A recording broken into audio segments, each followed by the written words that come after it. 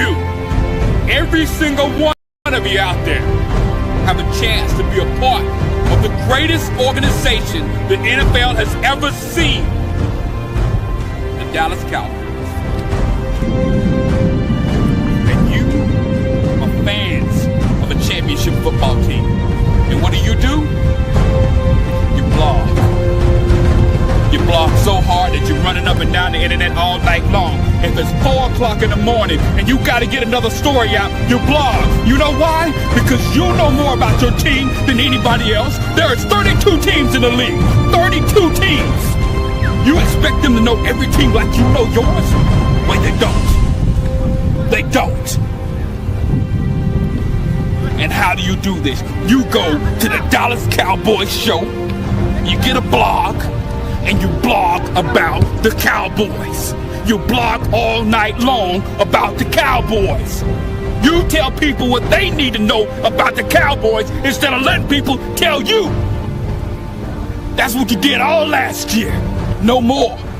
You know why? Because we have the internet. All you have to do is have heart. And you can do it. You know why? Because you're a fan of a championship football team. And a fan of the championship football team, they give everything. They give everything they got to help their team make it to the Super Bowl. And if you're not willing as a fan to give it all you got, then you go to the New England Patriots. Blog, blog, blog, blog. There's nothing better than that. Nothing more fulfilling. Nothing more special. Blog.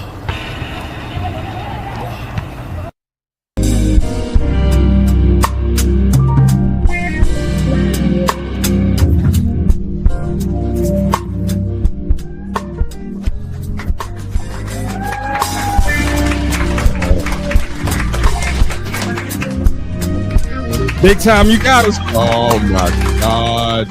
What in the world is happening? Listen, everybody, I need all of you right now to immediately hit that share button, hit that like button as you come in. This is going to be totally incredible. You see what it is, DC Universe. We once again unite. The content creators of the one and only the Dallas Cowboys have come together. We are here to bring you the best content. We just gonna make a movement right here.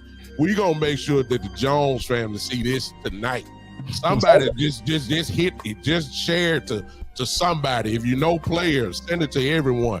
We in the building. As you just look across this screen right here, look at all of this talent that you see right here. Just look.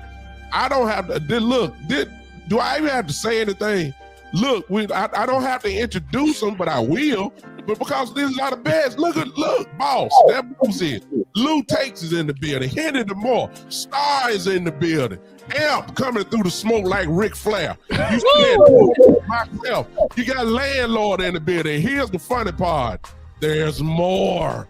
There's more that can come in at any moment. You got the greatest content creators recognized by many people in this country today, all come together for one goal, one purpose, and that is to make the Dallas Cowboys better, bottom line. And so we're here tonight.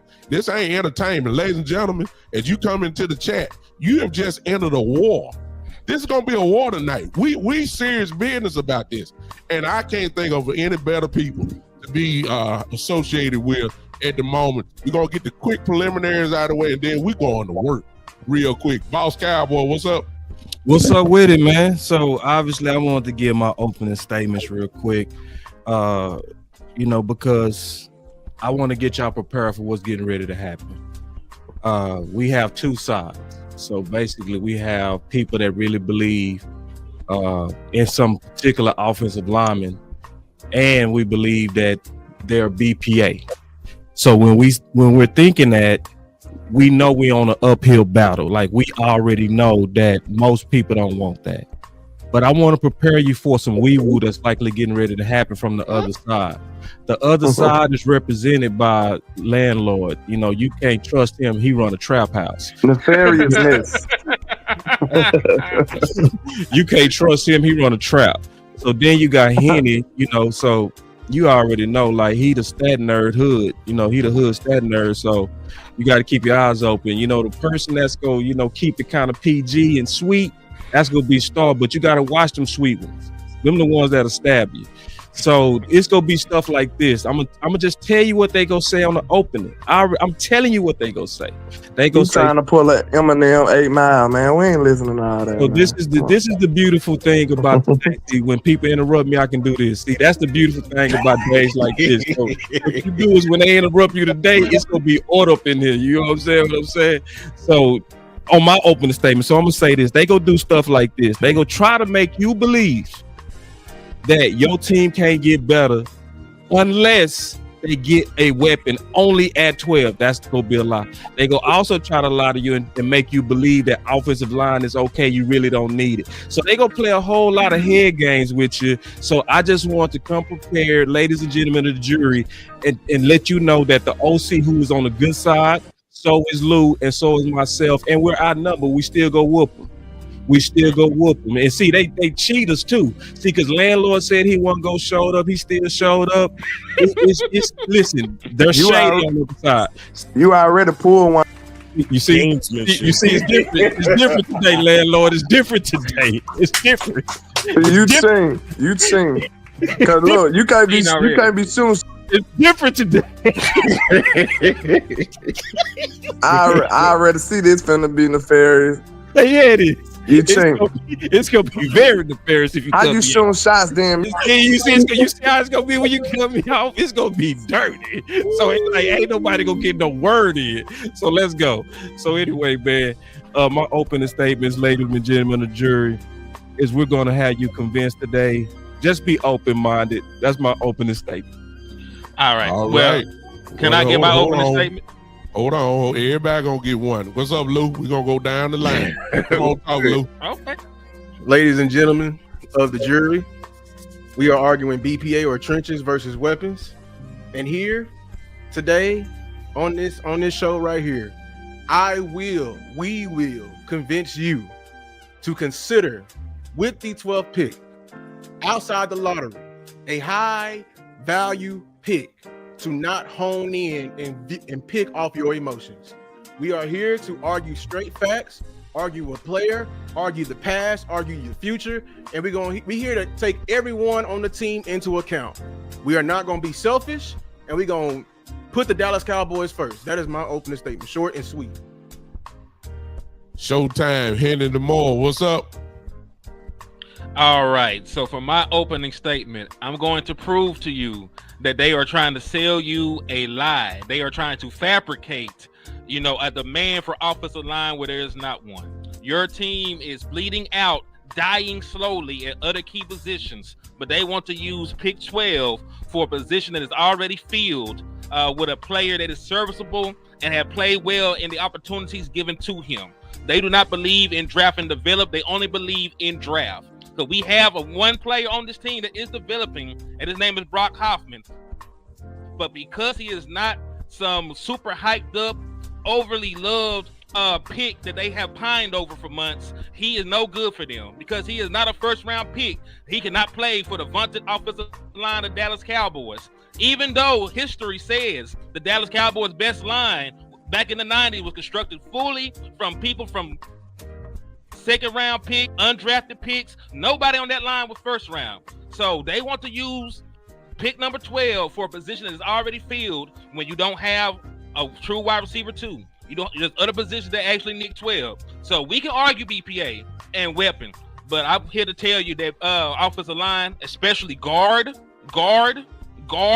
is not it. You want to replace a weak link on the line? Let's talk about Tyler Guyton. But we ain't finna talk about no guard. Ted or die right now. That's my opening statement. Good Lord, maybe we save it, Henry. One and only Amp is in the building. Come on, talk Amp real quick with your opening statement. What's good, ladies and gentlemen? How y'all doing? Glad to see you. So, your boy Amp. I was team wide receiver. And then I started to lean over to team O-line, team hooker, right? But now I'm starting to head back towards the middle. So tonight, and this is breaking news, y'all. Yours truly is the X Factor. So on tonight, I may help O-line. And on tonight, I may help weapon, but you can't trust them types. See which way Ampa's gonna sway. Wow.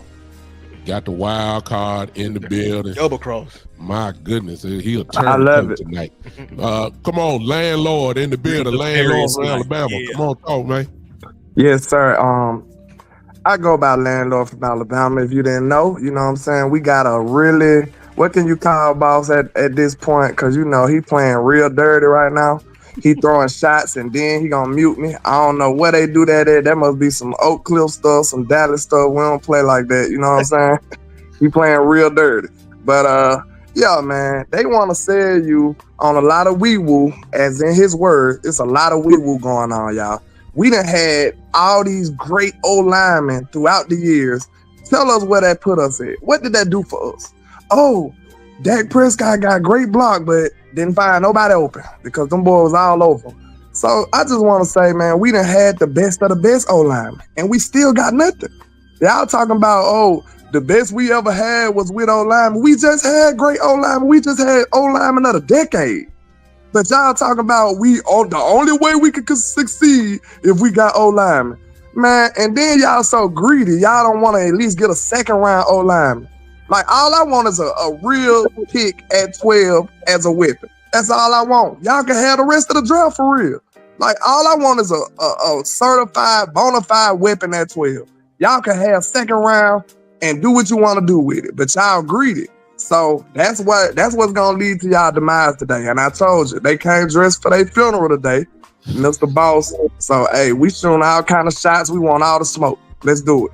Let's do it. And before we get out of here, we got two more to make opening statements tonight, and I want to go ahead and give the floor now to the queen of the show tonight. We got. I done took off, man. Oh, Man, hey, man, my bad. Star in there. Go on, talk, Star. Well, what's up, guys? It's your girl Star, and today's argument is pretty simple. It is need versus want. Again, need versus want. Sometimes you may want to go to McDonald's, Chick-fil-A. You may want to go to Ruth's Chris and get you a nice steak. When you look at the bank account, you're like, my rent is due. I can't afford that. And so simply today, what we're trying to show y'all is that we may want to go into the draft and say, let's ignore weapons and let's just do pure BPA and get another offensive lineman. But is that what you need or is that what you want? And I'm going to rest my case on that. Well, I'm not going to rest my case, but that's the end of my opening statement. I love it. So And easy, last so but certainly easy. not least, we have the one and the only. Everybody loves him. I know I do. The one and only, the great OC is in the building. Come on, talk to us, OC. Hey guys, thanks for having me on the show. The only thing I'm going to present is facts and data, and I'm going to explain and encapsulate the variety of angles and what I think the few and only few options are for pick 12. And so that's what I endeavor to do in this discussion today. So salute to everybody here. All right, listen, we don't want to waste no more time before we get it started. Listen, I need everybody in here, all of you guys that are in the chat right now. Let's start this off right, because once we really get going, we ain't gonna be able to just say, hey, pause and all that. Everybody hit that like button. Please hit that like button tonight. Smash it. Everybody smash it. Whatever channel that you're watching this on, everybody smash it. The super chats are available, as you all guys already know. Go in. We do that. We will try our best to highlight your super chats tonight. All you have to do is just do what you usually do. Give us what we need real quick. Everybody started off, but it's almost wartime. We're going to be here just for a minute or so, and we're not going to even waste time with it. Boss, go ahead. And I see Let's get ready to yeah, there we go. Man, let's go, man. So listen, this is easy work. So Star, we gonna kick it off with you because you the one that basically had this thought. So, you know, go ahead and get it off your chest. You talked about this. You can elaborate on it and we'll counter you. Yeah, so basically, you know, my argument is that it would be great to have first round picks across the line. I mean, I'll admit that, you know, I'm gonna concede and say that. But I think that when you look at the state of our team, that there is a glaring hole, right? It's a glaring hole on our team. And that glaring hole, to be honest, is wide receiver 2. Okay? And so I believe that is our biggest need. You can also say corner in there, but I think, what are we always saying in the big game? We need someone to take pressure off of CD. They're rolling coverage to CD. These guys, they're playing man coverage against us. No one can get open. And I feel like we could have the best offensive line possible. And let's not act like Dak Prescott has not made it work with, let me not say trash, but has not made it work with wide receiver by committee. But we also know that Dak has made it work with an offensive line that may not necessarily be considered the best when it comes to the rankings. But when I go through and I look at our great wall, the great wall of the Dallas Cowboys from the 90s, we look at Nate Newton, right? Nate Newton was not drafted, right? He was an undrafted free agent. He was actually cut by the Washington Redskins and then was ended up drafted by the USFL, the Tampa Bay Bandits, right? So anybody looking at Nate Newton, if you're just looking at him in face value before he became the great Nate Newton, we would say he was trash, right? He was an undrafted free agent. You know, like people say, he was undrafted for a reason. You know, that's so when we look at that, but what did Nate Newton turn out to be? Multiple-time Pro Bowler, multiple All-Pro. Then we go to Mark Tooney, right? Who wasn't even drafted at all, right? Another undrafted free agent. Then we go to and then he was also, I think he was drafted by the USFL. So this is another guy, like we say, stop getting people from the UFL. Stop getting people from the UL. Now it's the UFL, but it used to be the USFL, right? We need to get premium talent in these positions. We can't get premium talent out of somebody who was literally in a lesser league than the NFL. Then you go to Mark Stefanoski. He was drafted, but what round was he drafted in? The 3rd round. Then we go to Kevin Gogan. We say, well, where was he drafted at? 8. I think he was drafted in the 8th round, which we don't even have that anymore. And I believe one of these linemen came on the team. Yeah, I forgot. Mark Tooney. He was also a converted free agent. He was undrafted free agent, but he was converted from a D tackle to an offensive line. Right. And you know who the difference was? Who was the difference? The difference was our offensive line coach, who was Hudson Hawk. I believe that's how you pronounce his name. Because the great Jimmy Johnson said that he went to him and he said, hey, I need you to make something that has nothing with this offensive line. And that's exactly what he did. And we ended up being the most dominant offensive line for years and getting our name of the Great Wall. But then we also go and we say, okay, Star, that was a long time ago. Offensive linemen, it just wasn't valued back then and all of this type of stuff. So, okay, I got something for that too. When we look at the top offensive lines, which last year was Detroit, Philly, Atlanta, Kansas City, and Buffalo. So when I look at Detroit, Graham Glasgow, right? What round was he drafted in? The 3rd round. Okay. Then we go to Taylor Decker. What round was he drafted in? Now he was the 1st round pick. But then we skip around and we go to Cam Jurgens from the Eagles. What round was he drafted in? 2nd round. Then we go to Jordan Mailata. What round was he drafted in? 7th round. 7th. And consider one of the best left tackles, I believe. One of the best left tackles. 2nd. Larry Allen was 2nd round pick. Oh, I didn't even touch. Oh, I guess people must be putting stuff in the chat. I'm looking at something so I can't see. But then we go to Landon Dickerson, another 2nd round pick. right? We moved to Atlanta. Let's look at Matthew Bergeron, second round pick. Drew Dalman, second round pick. Go to Deion Hawkins with Buffalo. What was he? The second round pick, right? Osiris Torrance, second round pick. Spencer Brown, what was he? I think a third round pick.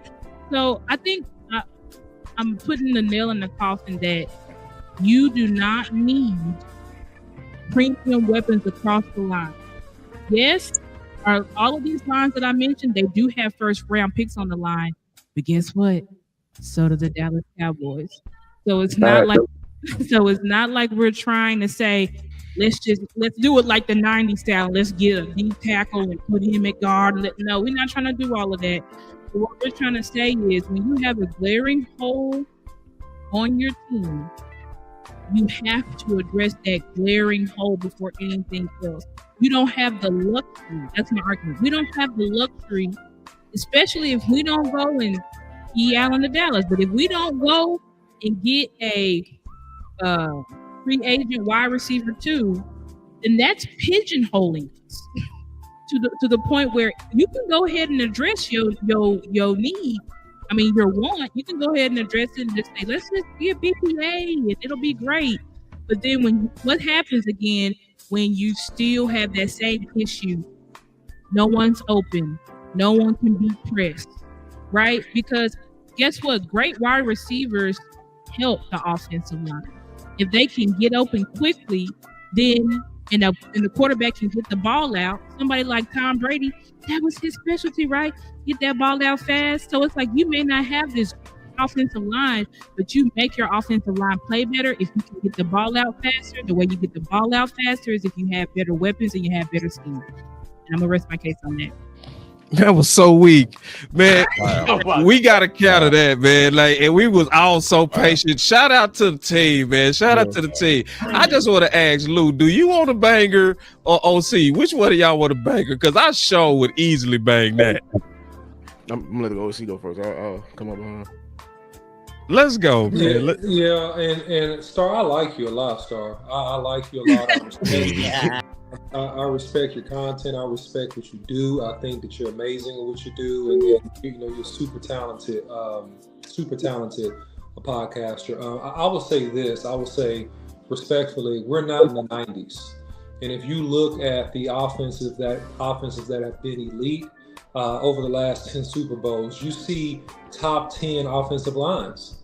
That's what you see, and so I'm saying that we need to be open to take the guard if that is the best pick at the time, and that is what can help the most based on the players available for the Dallas Cowboys. And what I am against, I'm greatly against forcing a weapon at our pick in the first round because there are other weapons. And you don't necessarily have to draft a wide receiver or a running back in the very first round to be successful in this year's draft. Furthermore, most of the receivers that you have that come into the league, very few of them, with the exception of Neighbors, Jamar Chase, a handful of elite guys are really ready to play and have significant damage in their very, very first year in the league. It's very unlikely. Most of them are mentored.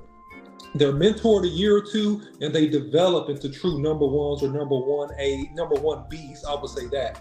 So, and I'm being soft because I'm saving some for these other people, right? So, at the end of the day, I think that you bring up a good point, in that yes, you can find value with offensive linemen in later rounds.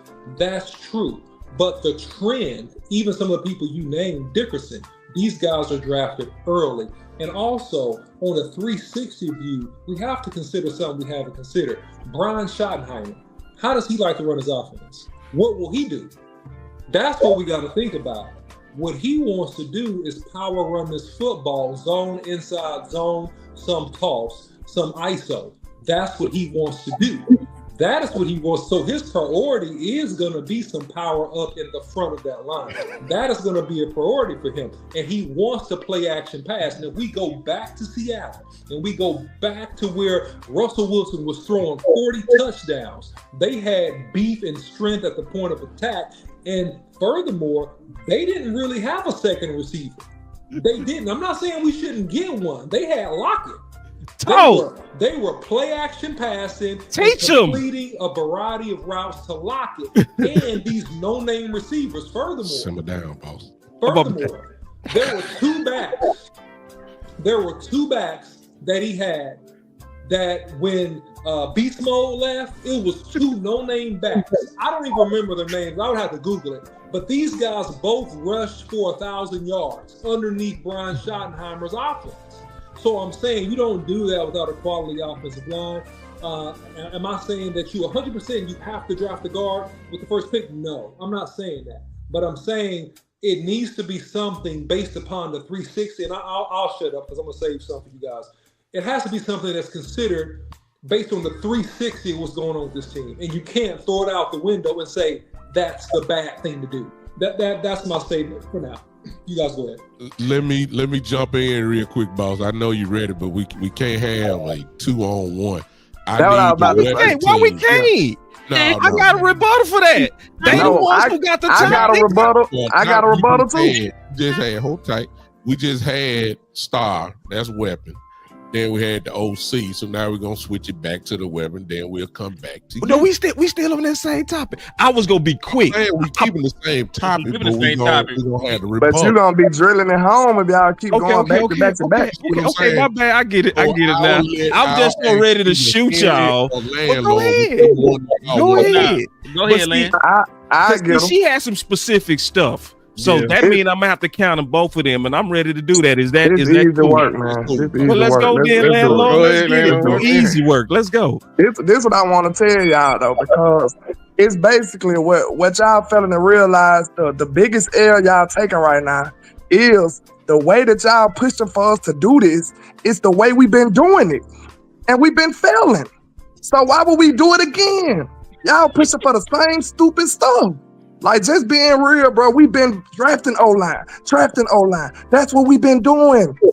How could you act like this a new theory all of a sudden, and we've been running against this brick wall over and over for the past 10 years? Y'all acting like this something brand new all of a sudden. That's why we've been failing, because we ain't drafted a second-round receiver since CeeDee Lamb. CeeDee Lamb was the first receiver we got. Other than him, we ain't put no real resources in the draft and no receiver, bro. But y'all talking about this O-line theory like it's new and it's something we never done. That's what we've been doing, and we've been failing.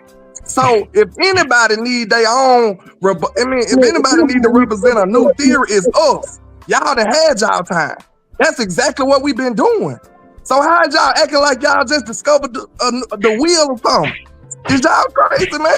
Like, we've been doing that, bro. The theory that y'all pushing, we've been doing it, and we've been failing. I rest my case. All right, and I'm going to turn it over to boss, because the boss ready to pounce. Landlord, you got a lot of back up in the chat, boss. I don't know if you're watching, but he got a lot. Until he's cross-examined, and that's why I came with my suit on. Because see, it's easy to get excited when you hear people, say stuff to get you in your emotions. That's why I started my opening statement like they was gonna say stuff to try to get you in your feelings. They was gonna exaggerate. And so, like, for instance, let me just rebuttal, and I'm gonna be quick. I'm gonna respect everybody. I'm gonna be so quick. I'm gonna first rebuttal to what landlord said, which was nefarious, said the same stupid stuff. So it was not stupid when we drafted Zach Martin, and then our running back, Murray, went from an average of 11 to 1,800. That wasn't stupid. So what actually happened too behind your running game and getting Zach Martin, it improved your running back, even a washed up running back, which was McFadden. You had somebody that was able to get 1,000 yards in 10 games. So I'm not gonna let y'all disrespect your own history and see, and it's not stupid, because guess what happened also, Mr. Landlord, Mr. Nefarious One. So when we had a rookie and we had a guy named Romo that we was depending on to take us to the next step, it was your offensive line with Zeke, sir, that was able to take a rookie quarterback and win 11 games. And both of those was franchise records. 10 was our franchise record under Romo, and 11 was our franchise record under. So was that stupid? No, it was not. So that's why I said we gonna talk facts today. And I did bring my suit, because I'm sure not finna be buried in my suit. I'm finna bury your ass. So now it's your time now, Miss Star. I need Hold you on, to wait. come here. I got I need you to come here. I got a rebuttal. Nope. You ain't got nothing. He countered. You ain't got nothing because I said I was gonna be quick and I got the button today. So let me say this. Because we ain't gonna have this Henny talking over stuff today. We ain't doing none of that today. So let me say this, and I'm gonna be real quick because Star was the easiest. She went through this whole soliloquy of how all these people was drafted on such and such round, and this person was second, third, fourth, fifth, sixth, undrafted. But see, what she not being honest about is a redraft grade. So if you took that second, man, am I preaching or what, Lou? Hell no. I don't. People talking about you can't rewrite history, but we failed to realize if we did this shit again, my bad. If we did this again, we wouldn't do it the exact same way. Hold on, before you go, Lou. Before you go, because I want to keep order, because I know we both can whoop all of them easy. Would it not be next? It can't be Lou. All of them very easy. But so this is the deal. Don't let them put you on your emotions. See, and that's what they trying to do. They trying to make you feel like, because I'm gonna be whooping them all day. I came to fight today. I'm not playing with y'all about winning.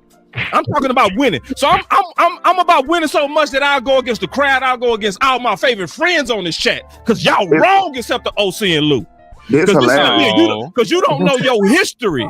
And see, and how dare you, Mr. Landlord? How dare you say that is stupid? Just be physical. How dare you say that is stupid to protect Dak Prescott and give him clean pockets? How dare you, sir?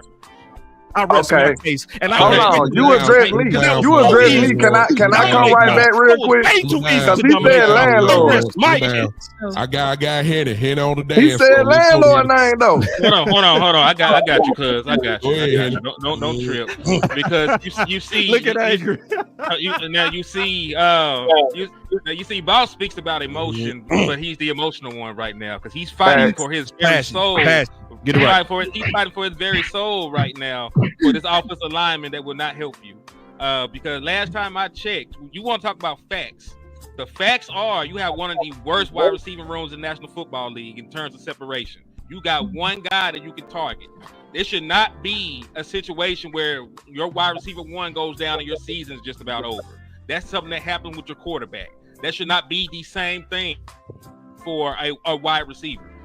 Most of these other teams have a second option. They can function as a number one wide receiver, if somebody else went down. So for instance, we talk about T. Higgins, Jamar Chase over there. If anything was to happen to Jamar Chase, T. Higgins was number one option there before he got there. He was a proven 1,000-yard receiver before Jamar Chase got there. You do the same thing with Devontae Smith and A.J. Brown. He was a first-round pick wide receiver for former Heisman winner. So if anything were to happen to A.J. Brown, their offense did not miss a beat.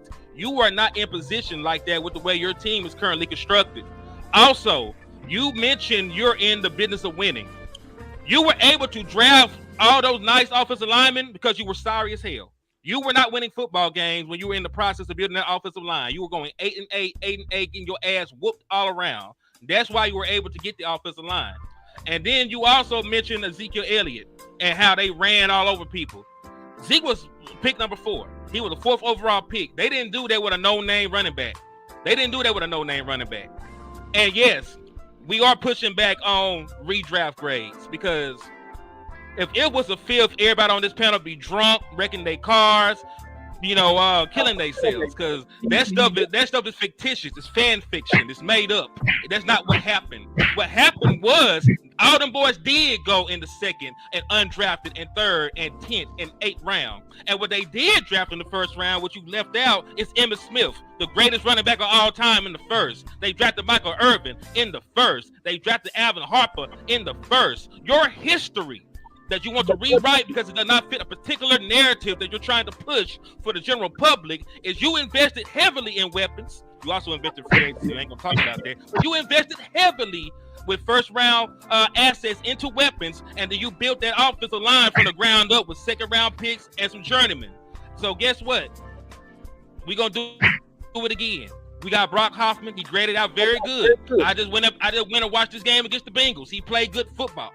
So I tell you what. I'm not saying he's offensive guard Jesus, but he is actually a starting caliber guard in the National Football League.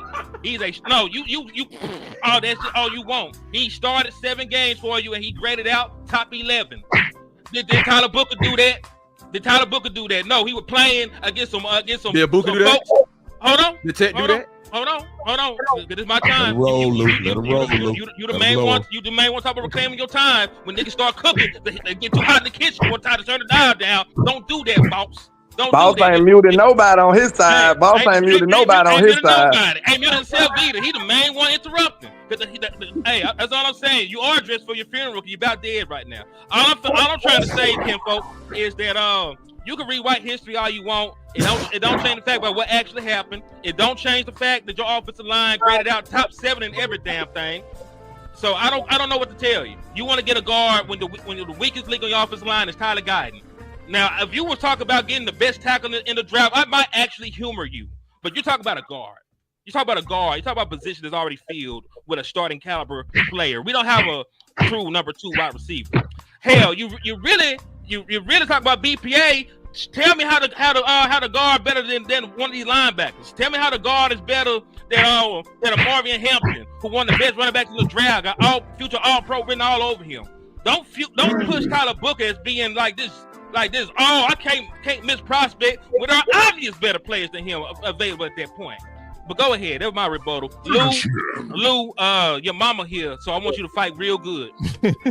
She knows. Hey, yeah, we know. Hey, real quick. Man. I do got to say something real quick. Yes, Talking to the moderator, okay? Sir, moderator, it's way more of them than us. I think it's quicker when we respond to them because, see, they go on these long soliloquies. So that means we'll be quick on responding to them. Is that okay?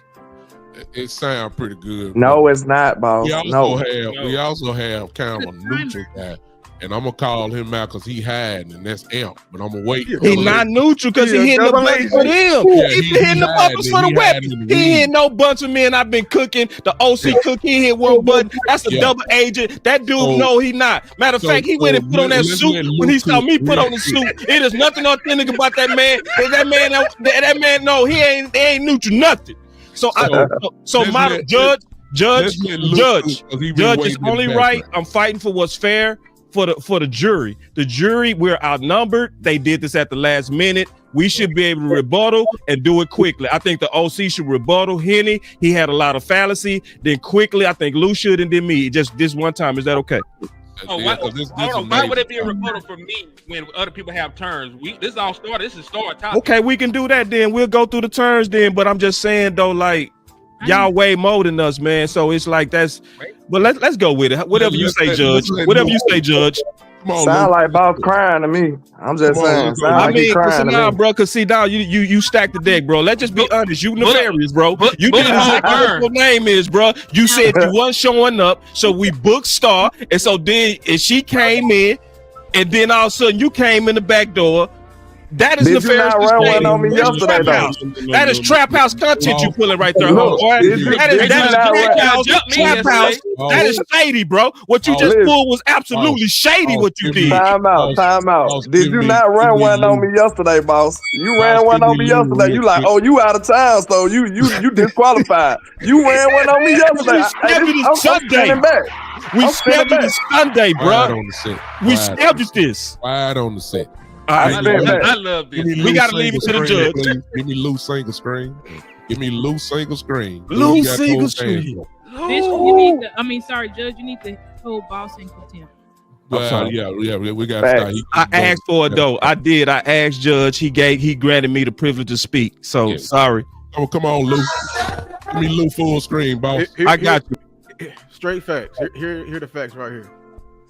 Y'all who are team weapons and thinking that that's been the main, the separator between everybody else in the team, y'all have vastly misevaluated this team and you have vastly misevaluated this league.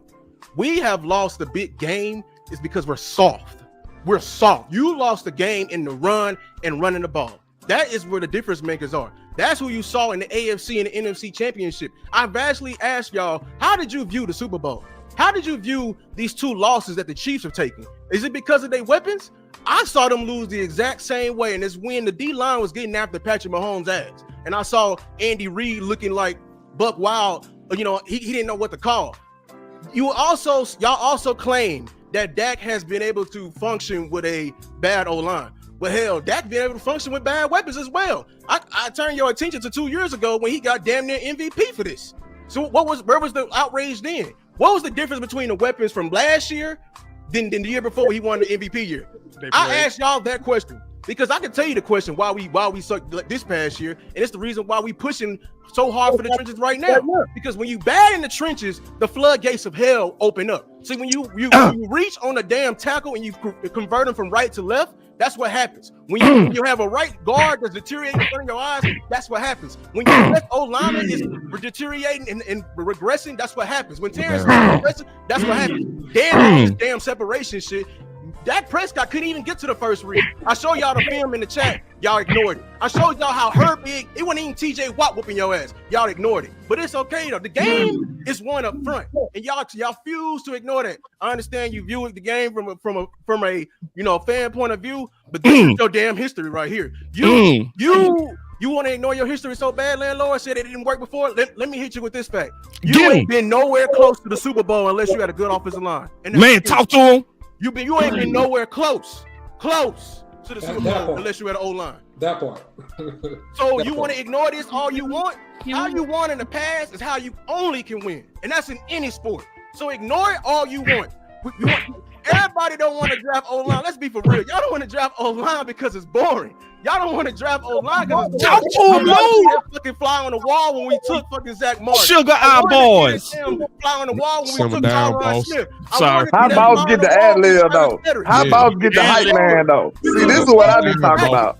And guess what? Here the fact is right here. Your quarterback is deteriorating. He Ain't no cooking. weapon in the damn He's world not. is going to Not cooking save shit. him. Yeah, Weapons chicken that nuggets. save Romo back, it's Chola ain't gonna save Dak Prescott's fucking hamstring. And I'm done. Man, let me get hold to this dude, man.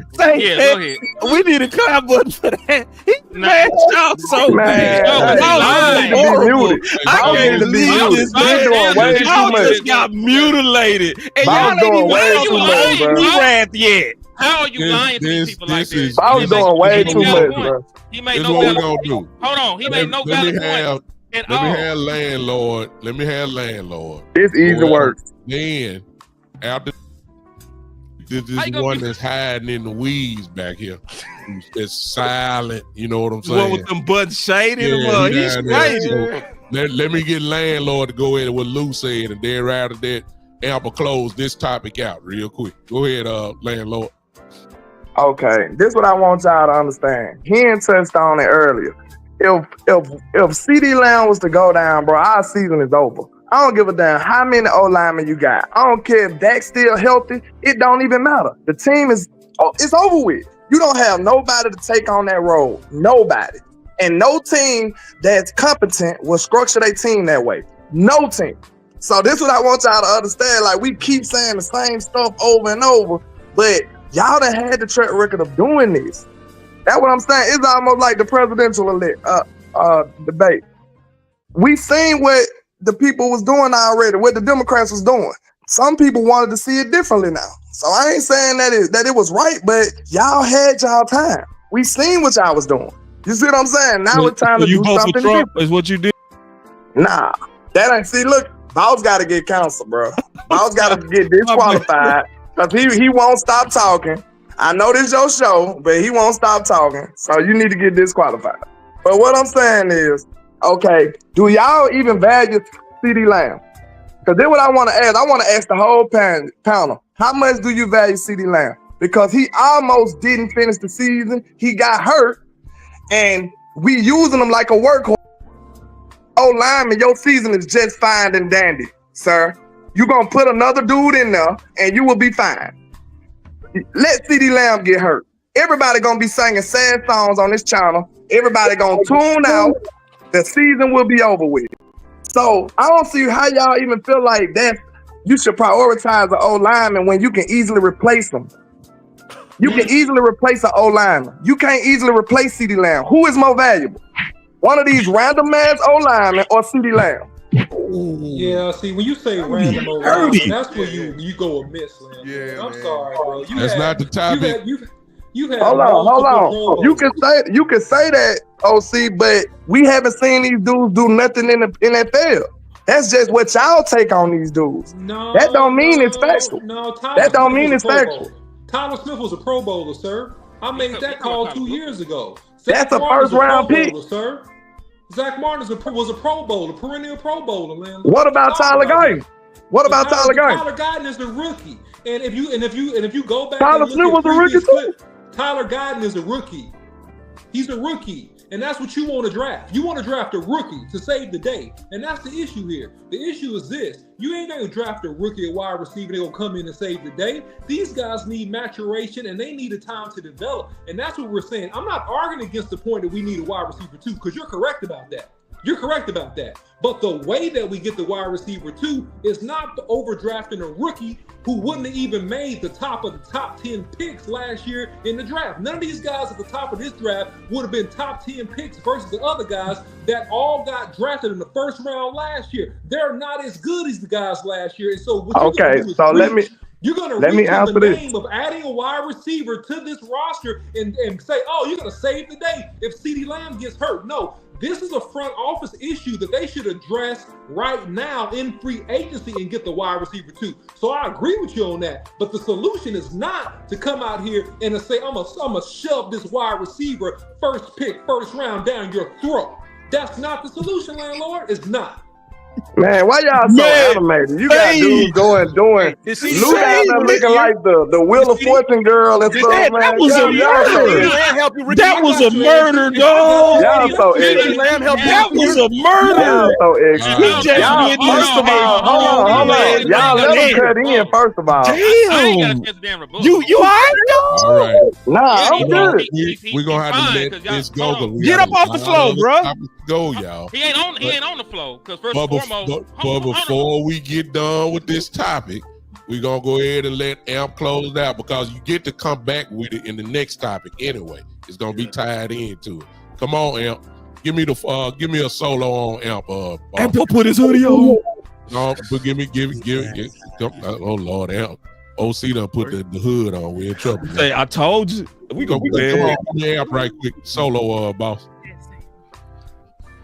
So solo. All right, my bad. Yeah, give me solo. Gotcha. So I see this thing both ways. I see it both ways. I see it clear. But I think we got to put ourselves in the mindset of asking ourselves the question. Are we in full rebuild mode? Are we in partial rebuild mode? That's a question that has to be answered. Okay? When you're looking at weapons versus trenches, it's a difference of philosophies. That's what we're seeing. That's what they're battling now. It's philosophies, y'all. And so when you look at this team and you look at the way that we have performed or haven't performed in the playoffs over the last couple of years, you look at us against San Fran and you could make the argument that, we just didn't have enough weapons. They weren't there. Took the guys out of the game and the other people weren't there to step up. You could make that argument. And then you could look at Green Bay and you could say, you know what? Man, they really walked us up and down the field. They pushed us up and down the field. They had us at will. You could say that. And so you're looking at this thing in two separate ways. You said, okay, we done got beat two different ways. We done got beat because we didn't have enough weapons. And we done got beat because we weren't good enough in the trenches, offensively or defensively. So I'm looking at this thing. Henny made some good points. Landlord made some good points. Boss, OC, Star, everybody made good points. But at the end of the day, you have to look at the top. Not the tippity top, but you got to look at your head coach. And I'm hearing what the head coach has been saying. And the common message that has been coming out since he has been hired has been what, y'all? Physicality. If Coach Marv were here tonight, he would talk to you about physicality. And so with that being said, looking at the fact that my quarterback is on the back nine of his career, he doesn't have the quick feet that he once used to. He's looking a little Romo-ish, if you will. So with that being said, you got to protect the queen of your offense, and that's your quarterback, Dak Prescott, and you better bring Booker's ass in here. I got to go head to work. Y'all hold it down. Best. Never let it rest till your good becomes your better and your better becomes your best. Until next time, Cowboys Nation, y'all be blessed. That's my dog. Man, Wow. that's crazy. That's my dog. Nice He, moment. he shocked the world. Wow. He shocked the world. He Hey. shocked the rolling. world. Let's He keep it shocked rolling, the boss. I just Let's want to keep it remind rolling, y'all, boss. Tony Romo broke his back with that offensive line running for his life because he couldn't find nobody open in the preseason. He shocked the Go ahead. world. He shocked the world. Hey, y'all got the OC with his hoodie on. Oh Lord, y'all in trouble. Let's go to the second topic, boss, because this second topic is going to go ahead and tie into exactly what landlord and Henny is talking about. We're going to start off. Landlord losing too. God. Why y'all capped Matter of fact, I need everybody to put in the chat real quick who won that debate. You go ahead and be the judge. Was it Team Weapon or was it Team Oline? I got to object. Boss know he in trouble, so he gotta keep saying stuff like I got to that, bro. object. It's not gonna I help. think we got to be able to get our full case first. You is that okay? I object to that order because you asking for a vote before the whole case is made. I thought the whole case was over with, at least on that. That's the first part. That's the first part. Okay. Let's roll. Okay, let's roll. I understand what you're saying, boss. Okay. All right, you see the name of the topic. This is the topic. I believe this is who is this for, boss? Is this Lou? From the chat box, y'all get watch. No, it's Lou. That's Lou topic. It's Lou topic.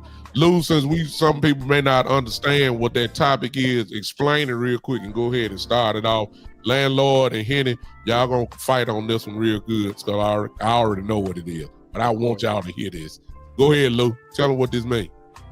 So sugar eye trap of a weapon. So we all know the climate of the wide receiver position right now and what's going on in free agency and how we've been pushing the movement. Still Keenan Allen to Dallas, still push that chat, but they came and got us some very some unfortunate news of I'm not even gonna mention the guy named Paris Campbell, but you might think, man, they really ignoring that position, that we should really hone in on that position now since we're being deprived.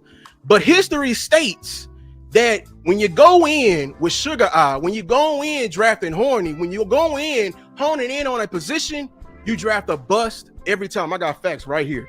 Listen, back in 2015, Minnesota had these receivers on their roster: Charles Jones, Jarius Wright, Greg Jennings. They drafted Laquan Treadwell. Y'all remember that name? And guess who they missed out on? Sterling Shepard, Michael Thomas. Both of these are round 2. Tyler Boyd, round 2. Tyreek Hill, round 5. I got another name for you. Chicago. Everybody know Chicago. Brandon Marshall, Alshon Jeffrey. I think this is when Alshon Jeffrey was on a decline. They were fiending for a receiver. Who did they draft? Kevin White. Who did they miss out on? Oh, Devontae Parker, Nelson Aguilar, Rashad Perryman, Tyler Lockett, Jamison Crowder. Got another name for you. Jacksonville. They had on a previous squad Mike Thomas and Sims Walker. I don't even know who that is. You know who that is? They mean they were fiending for a weapon. They fiending for number ones. And they drafted Justin Blackman. Okay, who did they miss out on? Michael Floyd, Kendall Wright, AJ Jenkins, Alshon Jeffrey, T.Y. Hilton in round 3, and Rashad Matthews. Y'all know the Eagles in round 7. I still got more. Then the Detroit Lions in 2003, they drafted Charles Rogers. They missed out on Andre Johnson, Aquan Bolden in round 2, Nate Burleson in round 3, and Brandon Lloyd in round 4. Then we got the famous draft in 2020 because your Las Vegas, the Oakland Raiders went in fiending for a weapon as well. You know who they drafted? Henry Ruggs. Who did they miss out on that draft? Oh my God. Jerry Jeudy in round 1. CeeDee Lamb in round 1. Justin Jefferson in round 1. Brandon Ayuk in round 1. Trey Higgins in round 1, and Michael Pittman in round 2. And also in that draft, you forgot your rival. I'm gonna put them in here too, because they went in with Sugar Eye too. Your Eagles in that same exact draft, they ended up trading back ahead of you, and they took Jalen Reagor. Jalen Reagor from TCU. And you know who the guy who went very next? Justin Jefferson. My argument is this. I'm not arguing against that we need a weapon. That's plain and clear. But my Yeah, we need a argument- weapon. But your mindset going in is key, because Right. when you hone in on a weapon, you forget all of the gold jackets that could cross over your head. You Oh! miss the entire point. Hey, you hone in on moderator, position. y'all letting boss do way too much, Yes, man. boss. We don't need all that, bro. If you gonna let them make the I ain't case, got what boss doing all this? I don't have. Hey, y'all had a Screaming and button hollering. man. Y'all had a I don't have sound to man. use Man, boss been I had a screaming and sound hollering this man whole Hey, debate. It's They been okay doing to the give Wheel of somebody Fortune the whole little debate. a little amen. The Wheel of Fortune You boys, just that's mad who we 'cause I battling. muted you. They You just down here mad. presenting it. Please. You just mad because I muted you. Landlord, you worried about his body language. Listen to the content. You caught He up ain't on, talking about shit.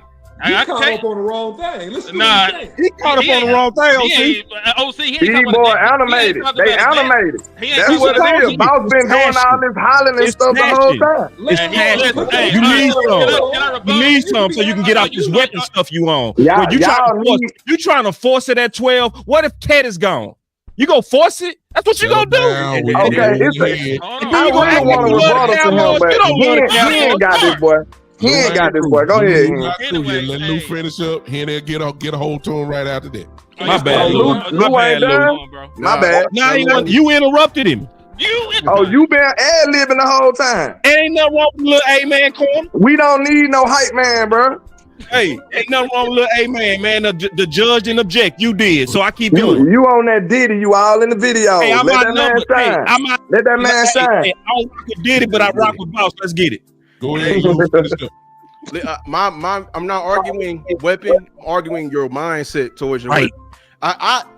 I went through some history. I can go back to your history, the Dallas Cowboys. You never operate when you have to force it. Even with my O-line picks, when you go in hungry for a position, you miss every time. I encourage y'all to look at your jerseys in the back of your closet. We didn't need any of those guys.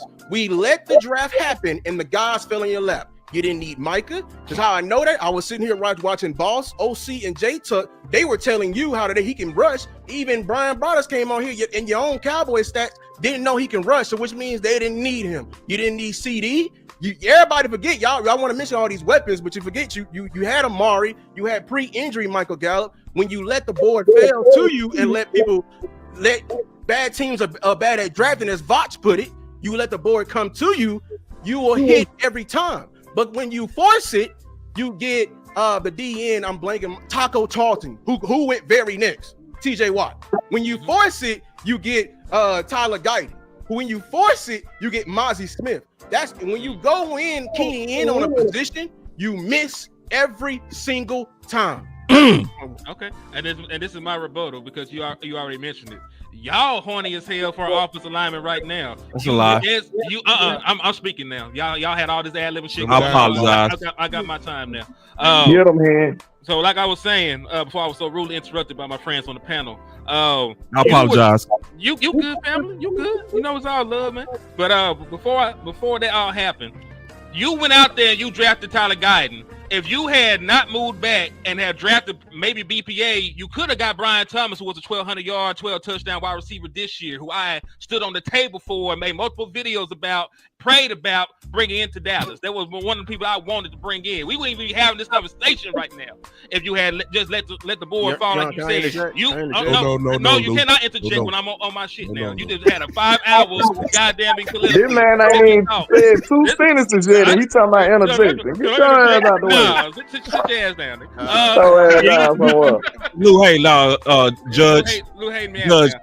Judge, Lou did interject, but landlord doing too much. Judge, man, hell no. I know you ain't him need to be. I think he needs to be kind of reprimanded right now, Judge. Also, back to my point. Everything you mentioned wasn't because of the weapon. You mentioned them drafting badly and drafting the wrong weapon. You mentioned them drafting Jalen Reagor over Justin Jefferson. Nobody told them to do that stupid shit. I'm not asking y'all to draft badly. I'm asking you to draft a weapon that will work for you. And there is a very good possibility of one being there for you to do. That should not be thrown out because you want to draft the offensive lineman when you don't really need a guard. How is a guard gonna stop Tyler Guyton from being ass?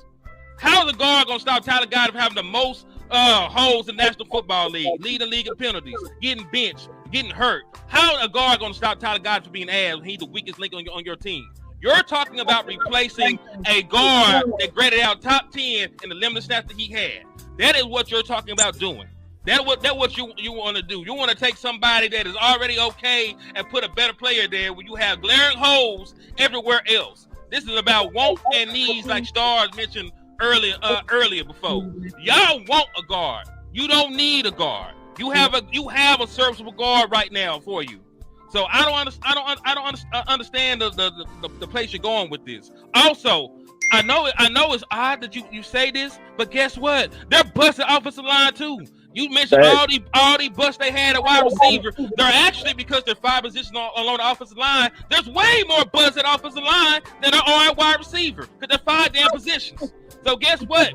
You actually, in your history, have a better history of drafting wide receiver than you do offensive lineman. Because guess what? You drafted Connor Williams high, and his ass is gone. His ass out the league right now. He never really worked for you while he was here. Tyler guy didn't do a goddamn thing so far. Yeah, Connor Williams wasn't shit. Connor Williams wasn't shit in that. And also, Brian Thomas went before us. On the next team. That was false. Brian Thomas went moved him to center. Because you traded back. You traded back. Brian Thomas went right before your first pick. He went before your first pick. I remember because I was mad that Brian Thomas went. Because you traded back. No, he went at your original spot at Jacksonville, and you traded. Jacksonville took him, and you traded back. I'm gonna help settle this real quick. No, you're not, because I'm not done. Because y'all niggas interrupted me. Sorry, go ahead, sir. Sorry. You're fine. It's all good. My bad. Sorry, sir. It's all good. See, we don't got no. Your Honor, he used the N-word. They know what's going on. Matter of fact, y'all go. Your Honor, he used the N-word. We got children on here. Let's go ahead and just make sure that I think we need to boo Henny out for the N-word. You need to be in bed. It's 9 o'clock. And landlord, he has glasses like a thug. Wow. You wear him too on Boss Land. You see how he be crip? He's a hypocrite, people. You can't trust him, people. I'm attorney right now, homeboy. You can't trust. You are Finish up, Henny. Finish up, Henny. I'm glad you brought up under bad utilization, because last time I checked, you're right. Connor Williams did leave. He didn't actually make a Pro Bowl. It was Connor McGovern that made the Pro Bowl selection this year. You bring in a bunch of offensive linemen and you let them walk. You never develop. You have all these guys that you bring in, right? Y'all have all these guys that you bring in that you develop and you let walk out the door. So guess what? That's not my problem. You have more assets put into this offensive line than anything else. Just because you mess up the assets that you already used that you had does not mean that we got to suffer year in and year out because you want to fix your offensive line. So go ahead, OC. I'm gonna let you rebuttal, and I'm not going to even say anything to you. It ain't even about letting you. First of all, you ain't letting him do nothing. He getting ready to rebuttal, homeboy. I just don't even like his tone, bro. That man don't need nobody to speak for him. I'm just saying, Lord, y'all tone, bro. Y'all be a grown man, bro. Like y'all got this whole sucky swag. I got a hoodie on. He got a hoodie on. He good. He finna go catch a box right now. That's what you tell me. Show Game Bomber. Come on, OC. Show Game Bomber. So look, you Game know Bomber can't see it. You know what I'm starting to realize? What's that? I'm starting to realize something. I think we got like a little bit of misplaced aggression here. And I think I know why. The panel is frustrated about our lack of weapons and lack of options from the previous year. It's like a heartbreak. It's like a broken relationship, right? And you're really mad at the front office. You're not mad at us for saying pick a great player. You're really mad at the lack of detail and attention that was put on getting more viable weapons the last couple of years. That's what you're really mad about. You're not mad at us. You got misplaced aggression. And so now you're going through a conundrum. I see it, boss. I see it so clear. This panel is going through a rebound relationship conundrum. But the problem with the rebound relationship is that 90% of rebound relationships don't work out. And so now you're trying to force that wide receiver too. And I'm telling you, 90% of that, if you force it, If you force this, you force in this relationship, it is not going to work. It's going to crash and burn. Furthermore, let me go ahead and help you guys understand context and history. And this is for everybody. This part is for educational purposes only, okay? And I don't want to have to go here. I don't want to say all this kind of stuff. But the fact is, the way y'all acting, y'all making me have to say this. Do you realize that in 25 years, the last 25 years, since 2000, there have only been 10 top receivers that had significant careers that were really pure game changers for their teams and organizations. It's only been 10 so far. I'm talking about 10, like 10 that have been phenomenal. I'll go ahead and give them to you real quick. You want me to give them to you? I'll give them to you. You guys will agree with this too, because you guys are smart. You guys are football guys. Let me give them to you real quick. AJ Green, he was good. He was drafted fourth overall. Jamar Chase, he's been really good, okay? DeAndre Hopkins, he's been really good. Justin Jefferson, he's been pretty good. Mike Evans, he's been great. Reggie Wayne, he was great. Julio Jones, he was great for a while. Andre Johnson, Hall of Famer. Calvin Johnson, Hall of Famer. Who else? Larry Fitzgerald, Hall of Famer. So when you look at all these guys that have been drafted tops, it's only been 10 in the last 25 years that have really been those dudes. And look, so if you want to do this, let him up, OC. Let him up. If you no. If you want to do I'm this, trying to see how I'm understand. Look, listen. Do whatever you want. Say whatever you want. If you want to really do this, and you really want to force this case, you are looking at a high fail rate. If you force it, I'll be quiet for now. That's it. Hey, oh my God! And they confirmed that Kill confirmed. Brian Thomas went 22, and we had pick 24. That's what I was telling you. Hold on. Kill confirmed. Let's go ahead. Look at Boss. I got to say right now. Boss gotta hype this shit because nobody trying. He got to. He in desperation right now. Everybody know when it happened, man. He didn't just sit there and took it. Let me hear what Star Did his style. He sat there and took it. Did his style. What you talking about? Y'all gotta interrupt folks to make a point. He out here doing praise dances and shit because y'all need God right now. Y'all need God. Okay. Man, this dude I'm finna rebuttal OC right. I get the rebuttal OC right. You will. If you can. Hold on, landlord. Let me hear what Star have to say. She's been waiting patiently. Oh, my bad, Star. Do your thing. Let landlord go after because he ain't. Yeah, he going right after. Yeah, he can go. Stop. Hey, this man, Lamb. I'm sick of this. Go ahead. This is my question, and I don't think that anybody here is arguing to force a pick. So I feel like that's not the argument. I feel like we're not saying force, just pick any wide receiver. We're saying if there's Booker and Tet there, right?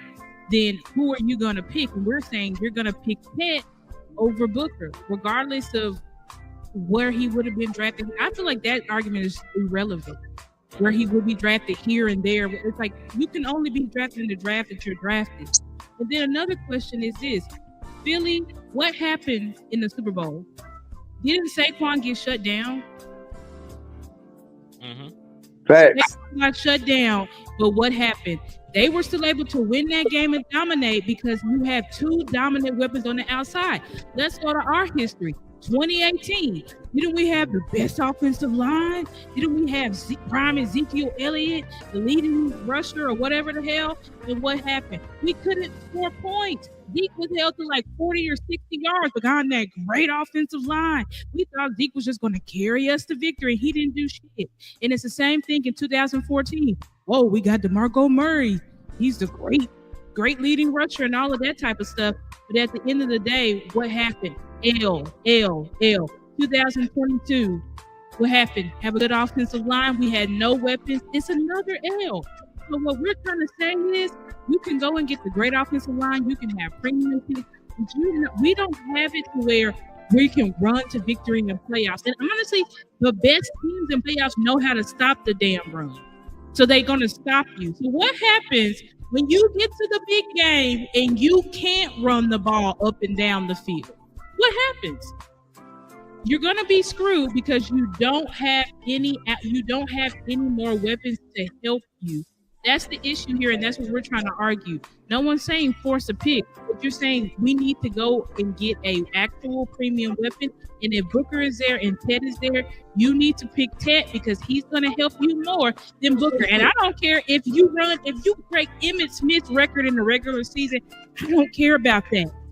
You can do that, but it only matters in the playoffs. Can you run the ball up and down the field down people's throats? Yeah, in the 90s we did, but in today's NFL, that shit's not happening. Wow.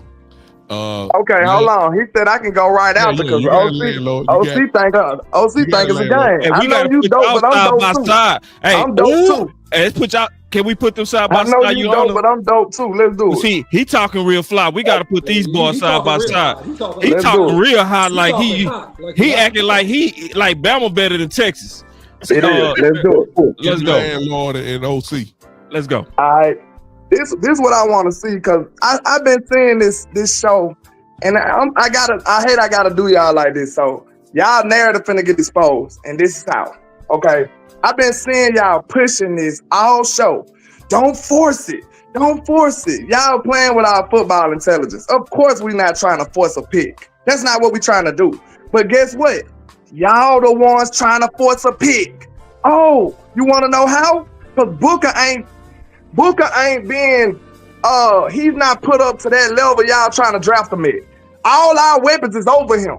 So it's a good feeling that y'all think he like that. Nobody else does. So I'm not saying y'all wrong, but all the other lists, all the other draft boards saying they putting Burden over him, they putting Ted over him, they putting all the weapons that we want, they putting them over him. So who sounds like they forcing something? I'm not pulling rank on you, Landon. No, who sounds like they forcing something? Since you asked me the question, first of all, let me say you lied on that because Booker has been mocked to the Dallas Cowboys by the NFL Network. So the person that has not been mocked is these dudes that talk on. No, and I wasn't talking to you. No, you asked the question to all of us. You said like who? Go ahead. No, that's right. You wanted the OC to whoop you. He was doing fine. Go ahead. Most draft boards got him under the weapons. That's a fact. We don't make no decisions based on what most people do. Man, them draft boys had Isaiah Bond for the longest at top of receiving. Now his ass in the 4th round. I don't trust nobody board. I do my own homework. So that's the thing about it. We supposed to just trust y'all. We supposed to just trust y'all. No, Lord. Trust you. You over here trusting other people's boards? We said no. I'm just saying we got more people vouching for our side than y'all do. That's what that means. Man, I got it right here, man. This dude straight capped, man. I got it right here, man. He pulled a super wee-woo. I ain't gonna let him wee-woo. I got it right here. You want to argue, Bird? You want to argue, Booker? I can show. I got Mock right here, man. He wee-wooed right there. Go ahead. That's my dog, though. Boss. I'm gonna tag you in because I don't want to do it like that. I'll come back later. Go ahead. I'll let you show your thing. Go ahead. I'm gonna tag you in. And I'll no, you go ahead and whip him OC because this too easy for me. Go ahead. No. That boy be talking so fly. I ain't hitting on Lynn over there. Listen. There's a gross misunderstanding about draft boards. Number one, these draft boards changed. Last year, Mims out of Georgia, he was at the bottom of the freaking 1st round. By the time we got to the draft, that dude got picked top 15. So you got to understand what you're saying when you talk about these offensive linemen. This stuff has to take place in workouts on college campuses, private workouts and interviews. A lot of these boys that you see go slide up and down. Mims, I just gave you one example. I know that. Furthermore, landlord, let me finish. Furthermore, landlord, you talking about offensive linemen and the value of these guys, the last several picks, the OC, your boy hit. I told you about Michael Parsons. I hit. I told you the whole world was getting pissed off about Tyler Smith. I said he's going to be a dog. I hit. So I'm telling you, when I'm talking to you and telling you something good, just listen to me. I'm telling you gotta agree with me. Take the cooking. Just slow down and take a good listen. Because what you're doing is you're trying to proselyte the Cowboys' success to picking a weapon at number 11. That's not the case. They're not proselyted to that. They have to have the rest of the draft, and what makes you successful is a comprehensive draft. It is not just the first pick, and if you do that, you're going to make an error like a rebound relationship, which fails 90% of the time, and that is what I'm clearly stating here. I'm not saying you don't need a weapon, but if you try to proselyte it, and that is forcing. Because you're saying you got to go weapon at this first pick. That's proselyting us to the first pick having to be a receiver. the highest guy on the board, though, OC. I understand where y'all coming from. I'm just saying, if he's projected to go lower than all the other weapons, that's an automatic force right there. I understand you hit, but I hate to tell you, I got hits too. I'm the one that said Bucky Irvin was gonna be that dude. I'm the one that said I got a lot. People watch my show. I be right a lot of times too. So I'm gonna tell you this: not like the just OC. because y'all feel strongly about these people, that don't mean you're right, bro. It still don't mean you're right. And just like me, so guess what? We right back at the 50-50 mark. I could be right. Y'all thinking that these weapons will be a force. You don't know what Luther Burden gonna go out there and do. He might go out there and have a great season. He might be that dude. You don't know that. Just like we don't know about Booker. So how are you acting like y'all opinions and y'all gut feelings trump ours? That don't do nothing but make us neutral, bro. Real talk. Because you don't know what's gonna happen either. I'm not saying it trumps you. Nobody's saying Trump. I'm simply saying I'm saying it trumps him. I'm saying that. Because y'all count, y'all wrong. Real talk. All right, Emeka Ibuka. I'm not capping at all. I laid out a variety of. I gave you the last 25 years worth of data. You gave me the last 25, but you what were the context of that? You said the context was top receivers that greatly impacted their organization. That's what I said. Greatly impacted. So CeeDee Lamb didn't greatly impact your team being a 900-yard receiver with Dak Prescott going out. So that's my question. What's the standard? You let that Brian Thomas be a 11200-yard receiver this year. Yeah, this year just 22. You can't use Brian Thomas. You can't use Brian Thomas. Look at Henny. See what Henny do? Bro, he just interrupted the man. What you mean? No, I'm saying Look at Henny. Henny being Henny. Look at Henny. But boss ain't say nothing about Lou just interrupting them though. See, that's what I be talking about. Nah, bro. Y'all so nefarious on this panel, man. A question for clarification on why we were limiting the scope of wide receiver. We should be talking about wide receiver in general in the first round. We just so happen to pick at 12 right now. Y'all are trying to force the value of 12 onto that. We are just trying to pick a weapon that is going to help the Dallas Cowboys because you need a weapon specifically. Man, cause see, man, this is sad. I'm actually. Can I go at him for what he just did, Your Honor? He ain't even done yet. No, because you ain't let me finish. My fault. Go ahead. Because I'm you finna my get question smoked. is this: no, I'm not getting smoked. If I were getting smoked, you wouldn't be so animated right now. You wouldn't have praying hands. You wouldn't have folks cheerleading and all this other shit. If it was that straight, if we were just talking straight football, you'd be called like the OC. The OC is carrying your team right now. You need them. You need to button up a little bit, man. So so kudos to the OC for actually making a fight. But anyway, I just asked a simple question because we're talking about wide receiver in the first round. Like was Dez Bryant not a The context. Go ahead. The context Henny will be at least if you had a 5 to 6 year career. I'm saying context. I can't really say, hey man, you made a great impact on your org. You had one good year. We're giving context to 4 to 5 years, right? So if you want to say CeeDee Lamb, that's great. The percentages are still against you to hit on that first receiver. That's all I'm trying to tell you. The percentages historically are against you that you go hit and this dude go be the guy. That's all I'm saying. Now, if you proselyted to the Cowboys, which is what we're talking about, the Cowboys' first pick on their offensive linemen the last several years, they're about 85% hit. Are they not 100% for a wide receiver though? Because they take so few in the first round. In 2018, they took Michael Gallup. That was the last highly. They took him at pick 81. That's a third round pick. Yeah, they took him at 81, right? So that was the highest guy in recent history outside of CeeDee Lamb that they took. And before he got hurt, he was a good receiver number 2. He was a solid receiver 2, right? But they drafted him to really be a 1. So it's tomato here. I'm saying that the odds based upon the Dallas Cowboys, which is what we're talking about, it shows you that, hey man, they're not hitting a whole lot nearly as much as they're hitting on offensive line. They're not hitting nearly as much, okay? And so I'm not proselyting this offensive line. So I want to be clear, too. I'm not proselyting this to say that you got to pick Booker. But I'm telling you is that you're going to miss if you proselyte to say you got to get a weapon because the maturity rate, the percentages in terms of them coming in and being 1,000-yard receivers, which is what you're gonna need to balance CeeDee Lamb and have productivity and win football games, you're gonna need that dude to come in and be a 1,000-yard receiver. That's what we're really talking about here. Do we need 1,000 yards from him or Be a 900? 500-yard receiver. We can go get somebody off the street to do that. You need. I didn't ask for 500 yards. I didn't ask for a particular number of yards. I'm giving you the truth. I'm telling you that he has to be a 1,000-yard receiver. No, That's you don't. what I'm telling you. You don't have for to. him You to could be be significant for a his nine. team, he has to be a 1,000-yard receiver. So 900 yards and 10 touchdowns wouldn't help your team. That's about 1,000, Henny. 800. You see how Henny play? You see how he play? No, it's not. You see? There's a whole 100 different yards. 1,000, Henny. Come on, Henny. It's not about. Boy, Henny, man. Okay, let me ask you this. OC. I get what you're coming from, but I'm just saying this. How can you say like that dude just don't have to be that dude? Now, will he have to have a significant role? Of course.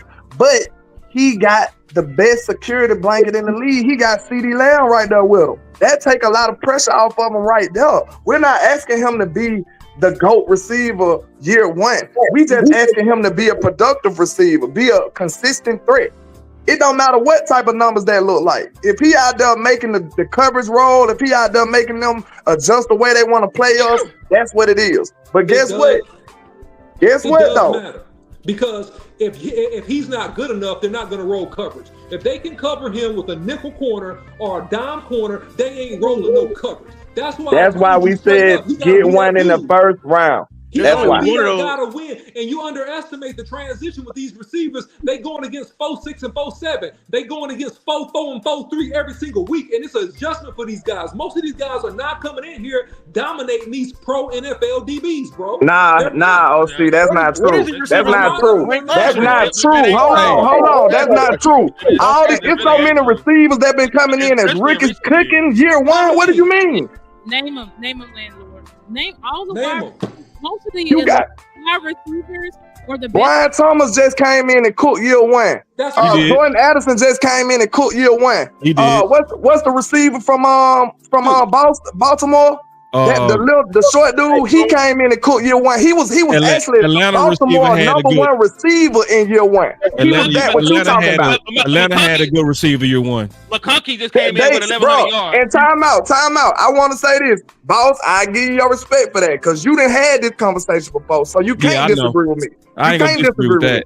You know, them wide receivers been coming in cooking. We talked about the maturation of wide receiver. So that is not true, OC. Just with all due respect. That's not true. It's all good. I'm not tripping. You can disagree with me. I'm saying you. I mean, it's not the truth. It ain't a disagreement. It's not true. Like, it's a difference.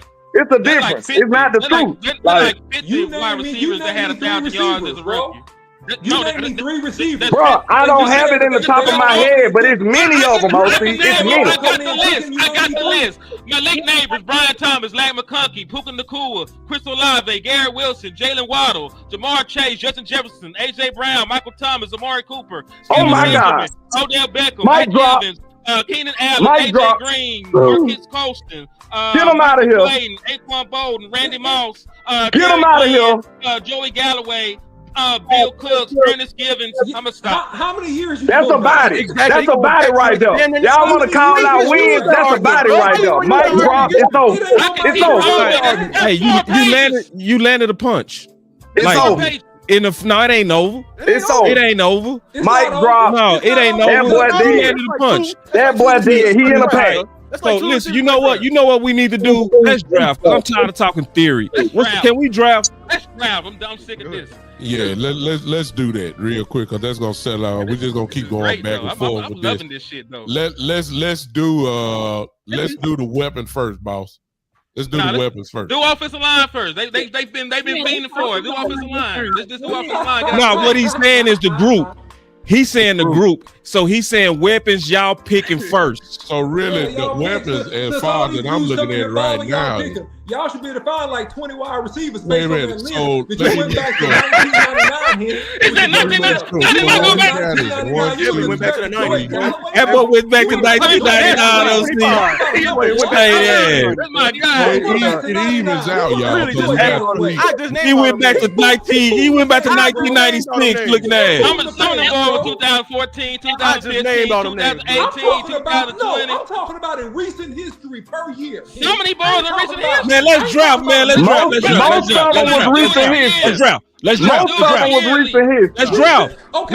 Let's draft. 2020 Enough on. theory. Enough 2020 theory. on. Let's get down to the draft. Let's get to the draft. Enough That boy theory. went back to the Let's draft. Let's draft, man. I'm Let's sick do of this. I'm sick of theory. Y'all so cap. Y'all gonna act like most of that went recent time. Y'all losing, bro. Y'all losing, bro. Your Honor, they don't want to draft. Your Honor, Y'all losing bad, bro. They Y'all don't want to losing bad. draft, Your Honor. Like that. That's Y'all last 20 losing years. bad, bro. Look, let's Go ahead. I wanna move to the draft. I want to draft. Let's move to the draft. We're gonna do the we're gonna let the team weapon. It's 3 team weapons and it's 3 team linemen if you want to go that route. Let's go. Let's do the weapons first, real quick. We're only gonna go 2 rounds, y'all. Them 2 boys in the rounds, pack. the first 2 picks. So team weapon will have the last say on the draft. Everybody still get a chance to kind of do the war room thing. But team weapon for this first one will have the final say on what we're gonna draft in the first round. Good deal. So you gonna win either way. All right, let's do it, boss. All right, Right, so we'll weapons, take what y'all want to do? Cause do y'all want to see what's available so that y'all can know what to pick, or y'all just want to go right into the draft? Y'all let me know, cause I'm operating it. Let's see what's available. I do want to see all my options. All right, let's go. So hey, team, we can still trade back and get a weapon if we can. Cause we can double dip if need be. So I do want to keep all my options available. Cause listen, we'll do it. We'll do it. Well, man. you got to restart that, boss, because they've already offered to trade off the spot. There. No, we can go back to trade off. Go back to it. There you go. All right. Available right now. What's that? They trying to trade after? Are they trying to trade after the first round? No, they That's trying to. Yeah, that's 22. They trying to give you 3 picks. They trying to give you 22, 55, and 86 for 12. Who's available right now? Before we trade back. So There it is on the right. it's on the right. So they got Golden at 18. That's a weapon. Mm-hmm. And then let me go to receivers because I know y'all ready to cry over that. So they got Matthew Golden at 18. Do you want to get him at 12? Do you want to go 28? Abuka or Luther Burton? See, this is what I was telling y'all to just fight y'all a little bit. This is why, to me, Lou whooped your ass, because this is what sugar eye is. You're over here trying to reach for a weapon at 12 when you know that you'll be good with any one of these 3 if you move down. That's what he mean by sugar eye, where you overvaluing guys just because you hungry. But this y'all draft. Did I not just bring up the possibility of trading back, or are you just acting like you deaf? Okay, go ahead though. You want to move down, or what you want to do? Yeah, So I'm an extra team landlord. You want to move down and draft the weapon because there's 3 available? Get an extra pick. Oh, I sugar. think that's the best way to go. Yep. Okay, then do it.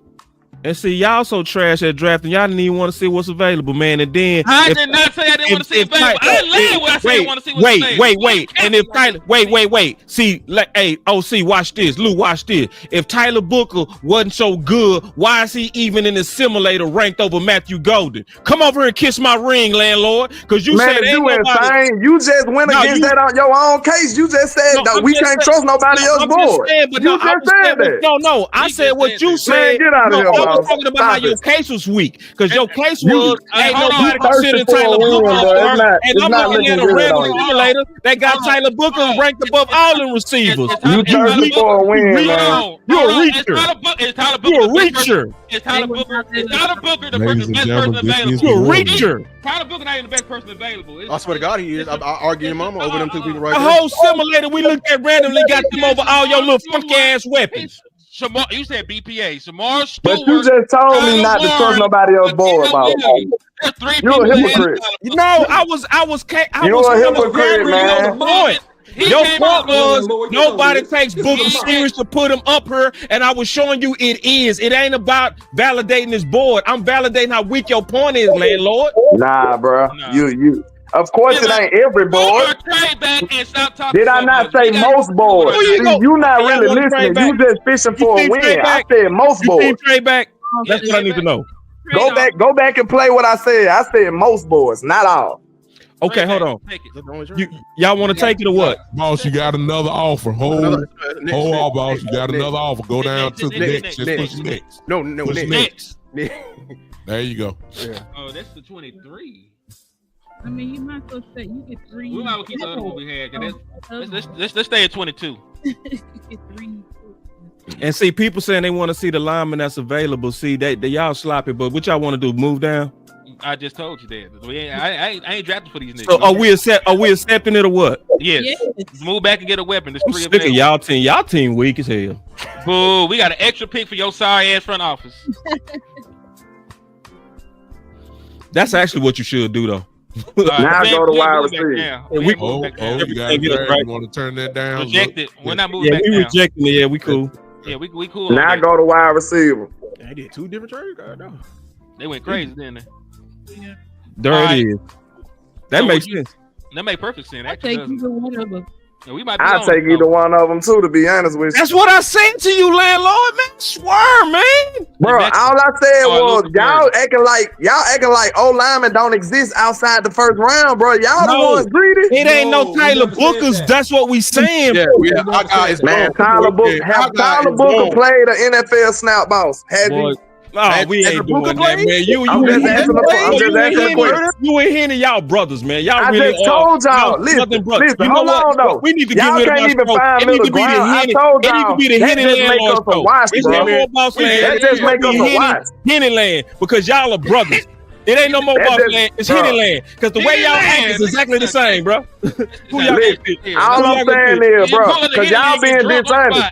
Who you Y'all gonna pick, being bro? dishonest. If you all you gotta say is, bro, both of us, we neutral on that, bro. Ain't nobody played in the NFL. Y'all acting like y'all opinion Trump ours. No, And that's hey, not true. That's the point Y'all the of it. only one saying it. Hey, that's We the damn near point. in the second We round. came These to fight. motherfuckers- What you think we supposed to just hand it to you? We supposed to just make a deal to you? We supposed to just surrender? What you think we supposed to do, landlord? We Hey, supposed You to gonna get trust them to draft another O lineman after what they did with Booker? The point is to be against you. What you guys, talking about? Hey, Hey, y'all look, just seen what they did to Guy. Ain't nobody on this panel agree with that. Just for my clarification. Who you gonna pick? Hey, boss. Hold on, I'm Smith asking is my a- people. I'm asking my people. Who do y'all want to draft? They interrupting our draft. I Who do you know. want- I'll take a. I think I'll take a Doka. Let's take it, though. Y'all crazy. Passed up Luther, you crazy ass. Just for clarification, boss. Well, it's too late. Well, you can always go I'm back. taking the dog over. I want to know over where Booker went.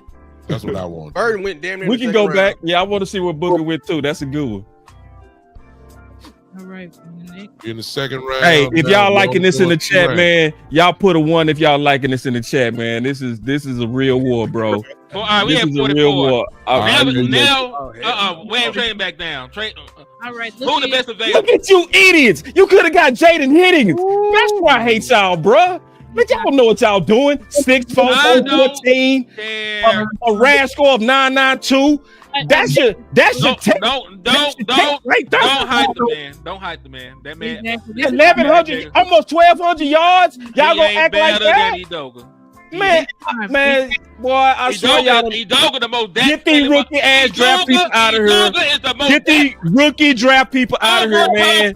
Over talking. This proves y'all got sugar eyes. Yeah, you're Over right. talking again. Are you gonna let us talk, boss? Egbuka is a career number 2, but I digress. That boy been a number 2 I all digress. 4 Okay, years and of his he gonna career. be a number 2 All over here 4 too, years of his Lou. He career. gonna be a number 2 over Nah, here it's too, all right. Lou. Yeah, I thought we wanted a dog though. I thought we wanted a dog. That's Fam. what I heard. I thought we wanted Fam. a dog. We settled in. Fam. That's what they want. Hey, They guilty of sugar eye. They just showed that they got a Damn dogo. freshman outdoing this boy. They got a Damn number 2, freshman a career number 2. Olave outdid it. Jackson Smith and Jigba outdid it. I can keep going. Marvin Harrison Jr. I ain't named 5 damn receivers. He was number 2. And he was 1,000-yard receiver every one of those years too. Mike Green, y'all. Mike Green. I ain't taking rape master. Mike Green. You don't know if he guilty of that. I don't give a fuck.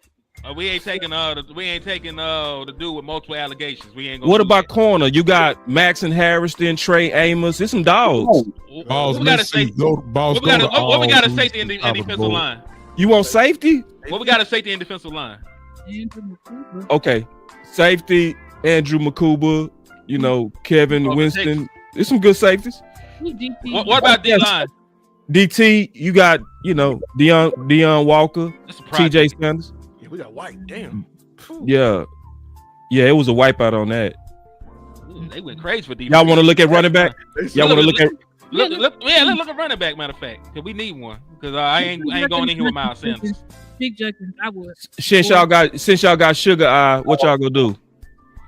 I feel like the value is right there at the running Yeah, back. let's do Junkins. Thank you. Junkins next. Boy, y'all about so weak. That's it. That's 2 rounds, boss. No, it ain't too bound. We got extra pick in the second, didn't we? Yeah, y'all got an extra pick. Oh, you know, you're right.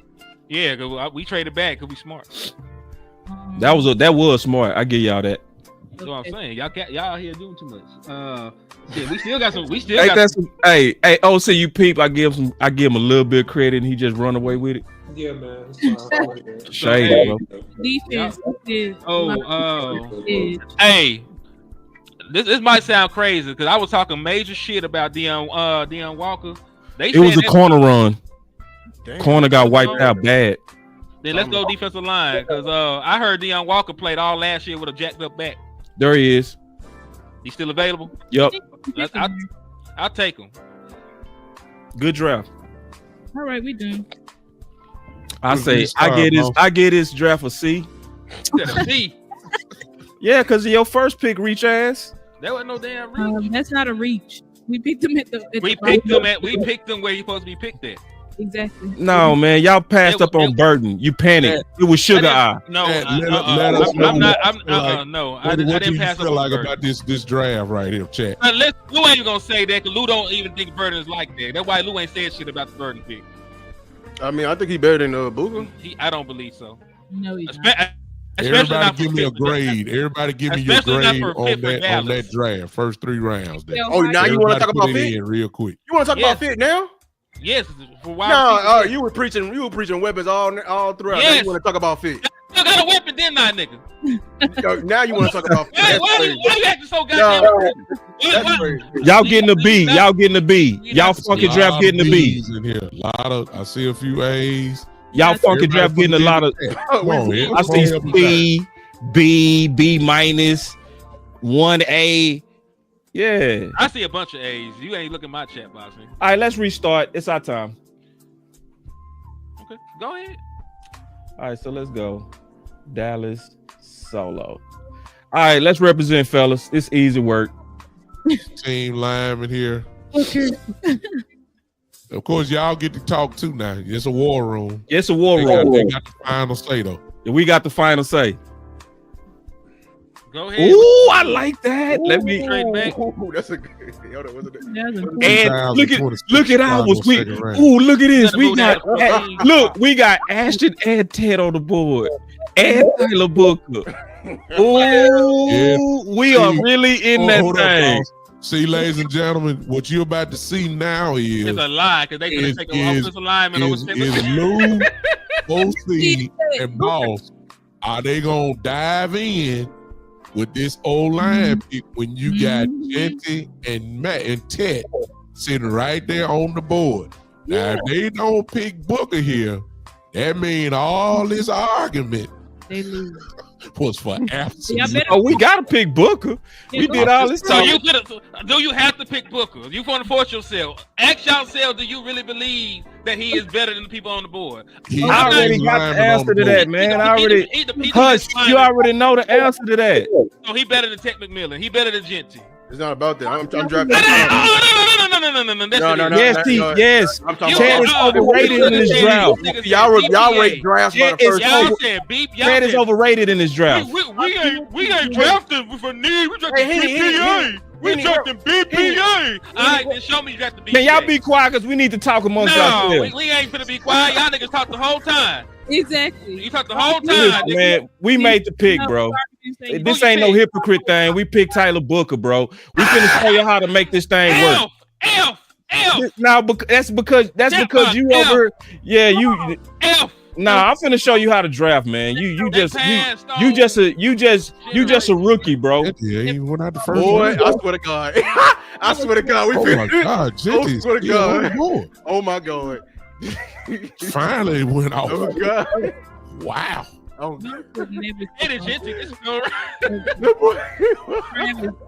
Travis, fake news. Man, I should have moved down and got an extra pick though. I could have did that. I should have see. That's what happened. I should have consulted with. I should have consulted with my with the. See, I got sabotaged by the heathens.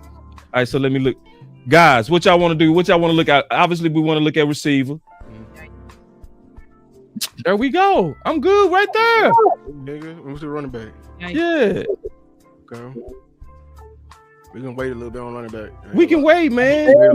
I'll be real good with this right here, bro. Bam. Mm-hmm. So we got us a 6'4" Dak friendly weapon versus y'all got him a number 2 6 foot little ass dude. I got a 4.45 3-cone champion with 1,200 yard production, and we got the offensive line that's gonna push dudes into hell. That's the difference between our draft and your soft ass draft. That nigga got 1,200 yards in a weak ass division. And all this right, proves y'all see this it? proves exactly what I said. Y'all That you see can it? get a Yeah, good draft weapon at crazy, 2 without panicking like they did. They are full of they are panickers, and you can see. And this is my whole point. He ain't better than any Doga. So now let's use what you said. They ain't played in the league yet. Is a Doga not the first round pick grade? If he was so good, he'd be over Doga, right? So let me tell y'all, ladies and gentlemen of the jury, let me sell you on the benefits of this. Now, what you have just built is a done. Hold on, see, this is what I know. This is what I know. This is what I know. I know how to do with you, Boop. See, I know what to do with him. Just shut him up. Yes, I know exactly what to do when I'm trying to talk. See, he can't pull that Henny stuff. So, ladies and gentlemen of the jury, this is what we just built with this. We just built the top offensive line. Your quarterback now has a lot of time. You have plenty of push. You're going to be able to bully teams. You're going to be able to close out games. And you got you a number 2 weapon that runs a 4.4. He's 6'4". He bigger than a receiver, and he fit us better because we always been wanting that big receiver, which we don't have. We still got a bunch of point guards. So they panicked. We didn't. This a better draft. I rest my case. OC, get in on this real quick. Tell me the benefit of this 2 picks here. Yeah, I mean, Boss took all the cheese on that, man. That would be the benefit of it. And I think that one thing that we just don't really consider enough is the mind and the heartbeat of Brian Schottenheimer. What has he historically done? What does he like to do? What does he want to do? He's the head coach. What are his priorities? And his priorities are physicality, man. His priorities are going to be the best he can up front. The issue is that we already picked up 2 running backs, and I'm not saying that solves all our problems and we can't still get better in that position, because that's not true. But we picked 2 running backs, and historically, when the Cowboys do stuff like that early in free agency, they're looking to see if that stuff can work out and make a move late. Now, Jinty would be a fantastic pick there. I'm not going to even lie. He would be a great pick there. But if you go the other way and then you go Booker and you get a tall, big wide receiver, you still can remedy a lot of stuff because, again, going back to the Seahawks, when you saw what he did there with Russell Wilson, and Russell Wilson at this point in his career is not a comp of Dak. Dak is way better. But what you see is he got the job done with 2 backs, and they were very effective, both rushing 4,000 yards. And so it's multiple ways to slice this pie, but that's how I see it. Lou, defend that draft picks, Lou, real quick. Terrible. I know. Y'all hating, but what you done? You automatically, you automatically upgrade. You surely upgrade a position. We're not settling. You could go on and tell yourself that Brock Hoffman lie all you want, but here's the facts: the man lost his position at his primary position in the 2nd preseason game. But I'm supposed to sit here and take that he's going to be a starting level guard. His backup position, I'm not going to sit here and take that. So I know I'm getting a sure-handed guard. I shored up my protections. I shored up my run game. And everyone's saying, Jinty, I understand that would have been a great pick. But guess what? Here's the facts also. This running back class is almost 5 rounds deep. What we done with this draft, we didn't get sugar out and reach, and we get wiped out in other positions. You saw the other draft, they got completely wiped other positions because they was going heavy in the weapon. So we have set up we set up the current pieces of this team. We got us a sure receiver. Now we can go in and go defense. But yeah, we got great value for our picks. Man, Lou don't believe in no picks, bro. I heard how he was stuttering. Tell me how Lou don't believe in that shit. How they messed up with those 2 picks. Because they've been arguing for BPA. Did they sit there and put Booker over Genty and over crazy reach? Crazy reach. Crazy. And then you didn't even trade back. You could have at least traded back and got us more picks. Crazy reach. They did some Ricky stuff. Man, that ain't no crazy reach. You did a crazy reach with your book. You ain't finish. I'm sorry. Star. Get that ass, Star. I'm sorry. Go ahead. Reach just to prove a point because Boss knows in no way in hell would he sit there and skip over Genty and pick Booker. He would never do it in real life. So I would, because that's what goes to. You get fired. No, I wouldn't get fired because you know what? What I'm seeing in the chat, we've seen this before. Guess who? See, this is why the OC had to remind y'all of his track record because all y'all ass booed Tyler Smith. Every one of y'all booed his ass. Yeah, you did. Yeah, all your ass booed Tyler Smith, and now you know. I actually like Tyler Smith. All y'all did. I actually like now, Tyler Smith. OC was the only one, and me that stood flat-footed on that. So, and guess what? Guess what? You love it now, don't you? You love it. You team. We supposed to be evaluating y'all draft. Guess what? Boss wouldn't have got fired. Because guess what? OC and Boss was the only few that stood on that. If you ain't gonna let them talk. No, I ain't gonna just let you lie. Because you trying to act like that's what you trying to do is you trying to work the crowd. And Lou is right. People want sexy. People want sexy. And then y'all trying to act like we faking because we see the value in the guard on the offense that cost 1,800 yards before. That's the facts. That's a reach according to how you value it. The way that I value 10 years of a guard and a solid offensive line is different from you.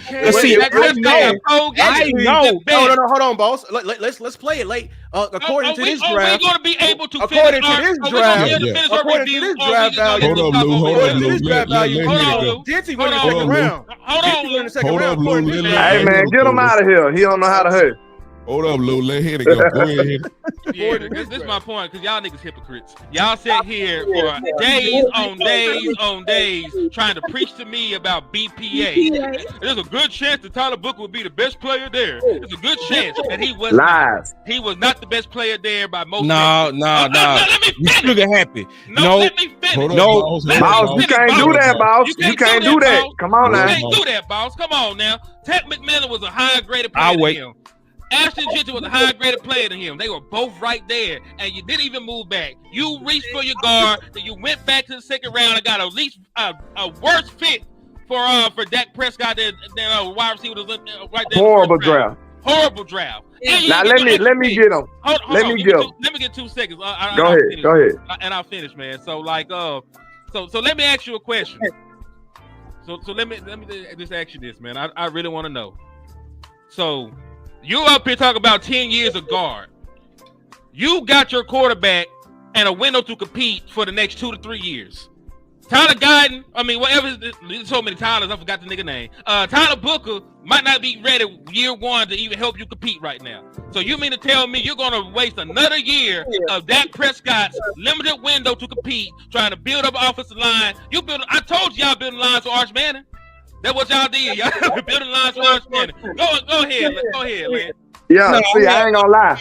I really love. No, Your Honor. Now, so then he just get the tag, and this guy, and I don't get to respond to that BS. We responded to y'all draft. You had me off the show for 30 minutes. You going back to back, bro? That ain't because you. No, you had me off the show for 30 minutes on purpose. I didn't mean to it. I swear to God, I wouldn't do you like that, big dog. Boss, you got it, boss, and then landlord, you close it out. Yeah,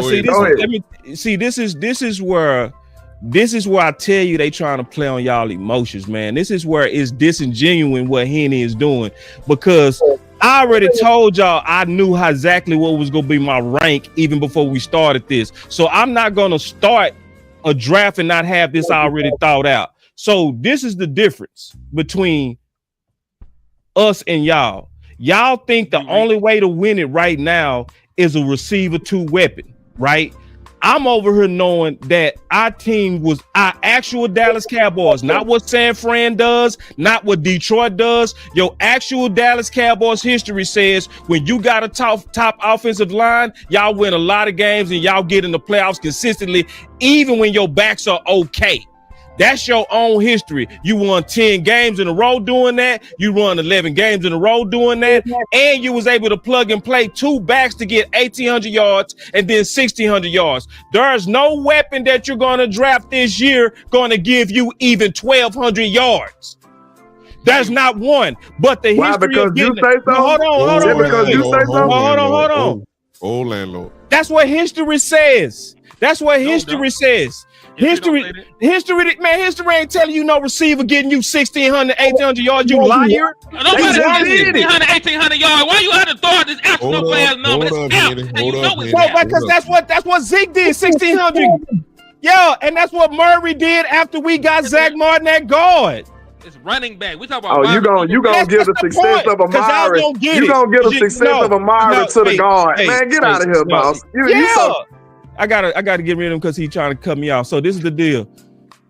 Yes, I'm giving it to the guard because it was after Zach Martin they did that. That's a fact. When they got Zach Martin, that's when Murray went for 1,800 yards. That's a fact, bro. That's a fact. You calling the cap when it's historical. It happened to your team. So that's the only thing that changed. That's the only thing you can get a credit to. That was the main thing. The guard was the last piece. Let me jump in, boss, real quick. So, landlord, what you got to remember, because you done followed our show for a while, man. We pulled up on the graph from the top when Terrence Steele, when he wasn't hurt, right? When he first got those first couple of years of starting at right tackle, we showed the draft of 80-something% of the rush yards being behind him and Zach Martin. So you cannot underestimate the impact of the elite all-pro guard, bro. You can't. And what we're saying is this. You cannot try to force the narrative and say we're being non-bipartisan by saying that, hey, man, the odds are against you to have a wide receiver come in here and produce a 1,200-yard season. And it is because you already got CeeDee Lamb here, as you said. And like I said earlier, whoever you get, if you want the wide receiver, okay, fine, you could take him. But that dude got to be really, really good his first year. And if he's not, he's going to be pressured. He's going to get beat to smithereens by the Dallas media because we picked him high and he underperformed. And that's what happened. That happened to Mozzie, right? That happened to this other defensive end. I forget his name, Taco Charlton. That happened to him. We reached on him. Happened to him as well. So that's all I'm trying to tell you. So you got to consider that. You're right, though. But all I said, it ain't my fault that they waited so late. I wanted a receiver last year in the historic receiver class last year. So it ain't my fault. Just like it ain't y'all fault they drafted Guyton. But I want to ask y'all this. How do y'all even trust them after what they did last year? Like, I know Cooper Beebe played well, but they drafted 2 linemen and made them play different positions. How could you even trust them with getting these linemen after their recent track history? Like, that's crazy. You think they gonna make another player up? Who you asking? I'm asking all your whole side. Like, how could you even trust them? Those were developmental years, and if you watch any old linemen, the breakdown content, we already said that. That's developmental years for rookies. Their second years, these boys coming out strong. Cooper Beebe is gonna be much better. Tyler Guyton is in the weight room like a madman. Even Brian Schottenheimer said that. That's the only component he needs. He has the athleticism. He has most of the tools, but he needs some more strength, and he's adding that strength. So that dude's gonna come back and be good. Go back to current history, recent history. If you look at Tyron Smith was getting overpowered his first year out of USC as a young 20, 21-year-old dude. He added muscle, he added strength, he already had the athleticism, and he's a Hall of Famer. So Tyler Guyton is going to be a very, very good tackle in this league, and I stand by that, and I'll say it on this panel. So you can't say it's a miss because you didn't have immediate Pro Bowlers. Neither was Zach Martin a Pro Bowler his first year with the Cowboys. He was much closer than Guyton, but he wasn't a Pro Bowler his first year. You pretty much making Hen case. You building the O-line for Arch Manning. Hold on real quick. No, that's not true. Because see, this is the thing. You just said you got to develop them developmental years. Yeah, but this is the deal. Because your question was, why would we trust the? And I can't honestly, bro. I can't even believe you asked that question because you should know better than that. You said, how can we trust the Dallas Cowboys on offensive line?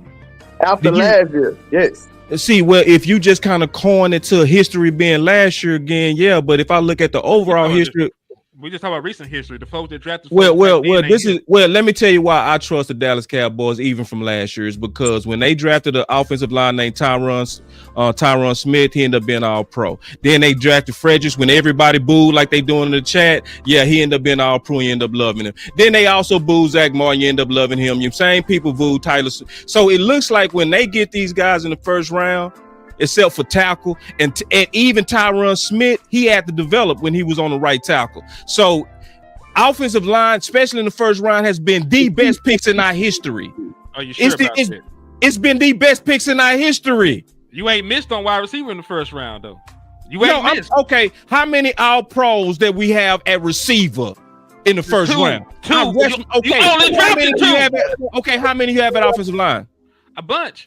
Okay, that's my point. 100%. So I need you to. I had the floor. You asked me a question, and I responded. The response showed you was wrong. So you shouldn't even interrupted me because your response showed you was wrong. Because that's why I said, and it proved my point. My point was this: you asked landlord, why would you trust the Dallas Cowboys on offensive line? That's one of the. Come on now, you got to know your history better than that. Man, put some context on that because that's not what I said. Yeah, because you said from last year, but I'm saying like. Recent history matters. Yeah, but I'm saying I still trust him from recent history. Because see, I'm not like y'all that expect Tyler Guyton to be an all-pro year one. That's y'all false expectations. I ain't got that expectation. I got that expectation that Tyler Guyton by year 2 and year 3 go shut everybody up like we always do. And y'all gonna be the same people that went from hating on him saying he ain't shit in your bus gonna be like, I love him, he holding down that left side and he the man. Because y'all didn't wait for him to develop. And really what it is, overall with most people, and I'm gonna just be all the way honest, it's a disdain for God. I'm gonna be honest, it's a disdain for offensive line. It's a disrespect for it. That's why I always boo it and end up wrong. That's why. Our whole history say we boo it and we wrong every time. So now you got a group that's willing to go with what's right and have a guard that ain't even been graded this high in 6-some years. Say, you know what, this completes your whole offensive line and it sets him off on a 10-year path of run dominance, and y'all scared of that because you're thirsty and you got a sugar rush for a receiver and you want to beg for it and then go reach for another 6'1" receiver on the move down. I think that's completely weak. You the only one that reached. You were the one that drafted somebody outside of the top 12 when there was top 10 talents on the board. So don't come here capping. Don't come in here capping like we would have won. All right, man. Hey, OC got to go. So me too. Can I say one thing before I go? Yeah, I think we need to give our final words real quick. Okay. So OC, on our final words, you got to give your ranks and then your final word. And then we gonna give our final word. Yeah, my ranks regarding what? Okay, the people on this thumbnail. Yeah, man. Look. First of all, man. I think that Genty is a really, really, really good back, man. I think that he'll do great things in the league, man. If I had the opportunity, and I am, and let me admit this, okay? This is me being transparent. I am a little biased offensive lineman, 2,000%, because I am one. I coach him, I train him, all that stuff, right? So I'm a little biased, right? But if I look at Booker's game, and I look at the shelf life of a good guard being 8 to 10 years if they're elite, and I look at the shelf life of a running back being 4 to 6 years, I'm making a business decision. I'm going with the longer tenured player. I'm going with the guy that I can get more productivity out of that is less likely to have major injuries than a guy that's going to get beat up on and get hit every single play of every single game, pretty much. So, look, I like Booker, man. I do really, really like Genty, man. I think Genty's awesome. And then these other guys fall beneath him. Ted, I think Ted is really, like I said, if he was last year, he's bottom of the first, early second. That's right. I think he's good. I think he has a chance to be good, but I don't trust that day one as a solution as a solution to say, hey, this guy's gonna immediately come in and be the 1B to CeeDee Lamb. I just don't trust it. I just don't. That's me. That's my opinion. You guys have yours. So that's my final word, man. You guys have been fantastic. This has been great. And man, I respect all you guys' content and your feedback, whether you agree with me or you don't. All right. So I appreciate the time, man, and thank you guys. Salute. Appreciate you, man. Appreciate you, OC. Yeah, man. Appreciate you. We really enjoyed you, Ken. All right, so I guess we got to let one of the bad guys. Let me get mine off. Don't do that. Yeah, Be next, I can go. let's get one of the Okay. one of them dudes. My final word is, it's so great the way the Lord worked, because I feel like the Lord put y'all in between that rock and that hard place, and y'all had to be dishonest in the way y'all drafted. It's just so great the way they set it up. Like, they put these better weapons in front of y'all, and just so y'all wouldn't lose, I heard big time he set the stage for it and kind of messed them up, because he's like, oh, if they pick a weapon, like, big time really saved y'all. Because, bro, ain't no way y'all know for a fact y'all wouldn't be picking that dude over no Gentry, over no chick. So it's crazy that y'all was in that. The Lord put y'all in between that rock and that hard place, and y'all had to be blatantly dishonest in the way y'all wanted to pick it, and it just exposed y'all, and I love it. So shout out to all my people, Team Weapons or else. I feel like this was a landslide. We dominated y'all. You know what I'm saying? OC held it down. Shout out to OC, because Boss was on some other stuff. You almost messed it up. But shout out to OC. He the one that landed some punches, and we came back spinning back. So, hey, Team Weapons, we dominated. Shout out to the people in the chat. But I appreciate y'all, man. In the debate, we gotta do our little banter and stuff. Y'all know it's all love, it's all respect, man. I appreciate y'all. Rank your list before you go. Rank your list. Rank the guys. You already know. For me, it's Gentry, then it's Tech, then it's Burton, then it's Booker. Okay. Yes, sir. Hey, good show, but man. I appreciate y'all, man. Salute. Hey, landlord punch hard, man. That's my dog. He punch hard. All right, hey, man. you know how we do, boss. I enjoyed it, bro. You gangster. You really are. All right, boy. Already, man. That boy fight good. I give him his props. He a good fighter. I think one of us need to go last, though. Hey, Lou, you can go last. I'm gonna go ahead because they outnumbered us. So I'm gonna first throw up my list. On this list that's in front of me, the first person, and okay, let me first say how I came to this. First of all, I moved Ted up because I didn't know Ted's speed. Henny did a real good job of showing me that the game speed, getting me the analytics. There is no way I can be an honest person and see his athleticism and the way that he ran in terms of game speed and did not have, because that was one of my checklist things. I also saw him in press coverage, which was impressive. But and that's what I needed to see, because there's not a lot of that on his tape. But then when I really compared him to other receivers, especially in years past, this is my comp to him, and I think it's perfect. I think he's T. Higgins. I think T. Higgins is the perfect comp to him. And so when you look at T. Higgins, and that's what the OC said, is when you look at Tet in most drafts, he gonna be a bottom of the first, top of the second. In last year's draft, he would have been a bottom of the first, top of the second guy. Especially in the CeeDee Lamb, he would have been a second, maybe even third round guy. It just because T. Higgins was a second round guy with way more production than Ted. So when I didn't want to get a receiver that I'm gonna see year in and year out at a 12 spot. I wanted to get a guy that we don't see. We don't see bookers or guards even comped or even discussed this high. Now, I know a lot of people don't like rock with that, but in my opinion, I believe, especially when I look at our history and I look at how we was able to plug in Zeke and get 1,600 yards, and we was able to plug in DeMarco Murray after we acquired Zach Martin to right guard to 1,800 yards. And then what I've been preaching the whole season was what? We need to run the ball. I'm not going to do all of that to get inconsistent right now. I'm not gonna do all of that, especially when I know I can get T. Higgins next year, the year after that, the year after that, the year after that. It's gonna be a lot of Tets. It ain't gonna be a lot of Bookers. So my order is this, because I want to tell people my logic of my order. Booker first, and this was hard.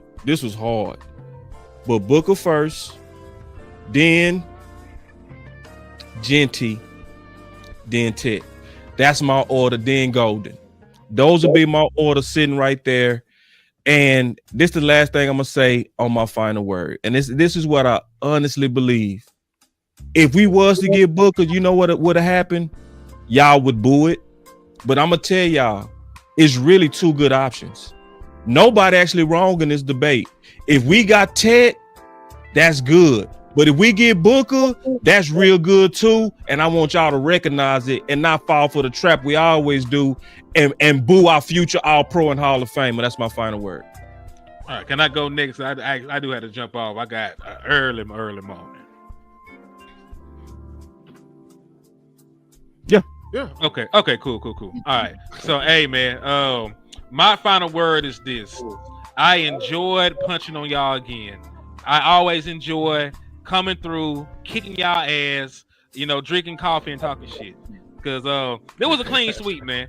And like I said, y'all landed a couple blows thanks to the OC. The OC is a good fighter. Y'all are not. Y'all should go to his gym, his dojo, and learn how he does things. But I'll say this, man. When it comes to BPA and we talk about guys like Tech McMillan and where he would rank in other drafts, it doesn't really equate to anything when we're picking currently, because this is the draft that he is in, and currently he is the best wide receiver. Dez Bryant was a bottom of the first round wide receiver. He is one of the best wide receivers you ever had in your franchise. Brian Thomas was bottom of the first wide receiver. Was a 1,200-yard wide receiver last year. Justin Jefferson was like pick 24 or something wild like that. He didn't even go top of his own draft, and he is considered one of the best wide receivers in the National Football League. So just because how boards might fall here and there, it does not just take away from the fact that Tech McMillan is an obvious upgrade, one of the better wide receiver prospects with that size. There's not too many people that size with that kind of game speed that comes around. There's also a route runner. There's one thing that people do not talk about with Tech McMillan is his ability to win straight out with releases and movement in short areas. People try to pigeonhole him in as a large catch radius wide receiver when he's more than that. So I have no issues with your train of thought. I love that you are trying to fix the trenches, because they're important. Nobody is sitting here saying that the trenches are not important. It's one of the most vital things on the team, right? We need protection. We need to be able to run the football at will. We need that. But our thing is this. We believe that we can manufacture a way to run the ball and protect Dak Prescott. One of the reasons your offensive line struggled last year is because you almost threw the ball 700 times. You were top 3 in the National Football League in pass attempts and towards the bottom of the league in rushing attempts. Once you even that out with the play calling and the things that you do, you will be a better offensive line by default. When you're not asking guys that struggle to pass pro to have 600 snaps dropping back and passing. So it was a great fight. Y'all did well. Y'all lost again, and I gotta go. God bless America. God bless the Cowboys. Can I go next? Okay. But yeah, my final word, I guess I'll do my rankings first. My ranking would be Ted, because for like 2 years now I've been saying, bro, we really need like a true X wide receiver. I've been on this. So, and I agree with Henny. Like, I think one thing that's missed is that he's not just like a big tall wide receiver like a DK Metcalf, where it's like he's not really a route runner. I feel like he's both. So I feel like he's Dak friendly, but in the route running, but he's also Dak friendly, and that Dak's never really had that his 4 wide receiver. And I've been wanting him to have that for years. So my ranking would be Ted first, Genty, then Booker, then Burden or Golden, either one that you can flip that.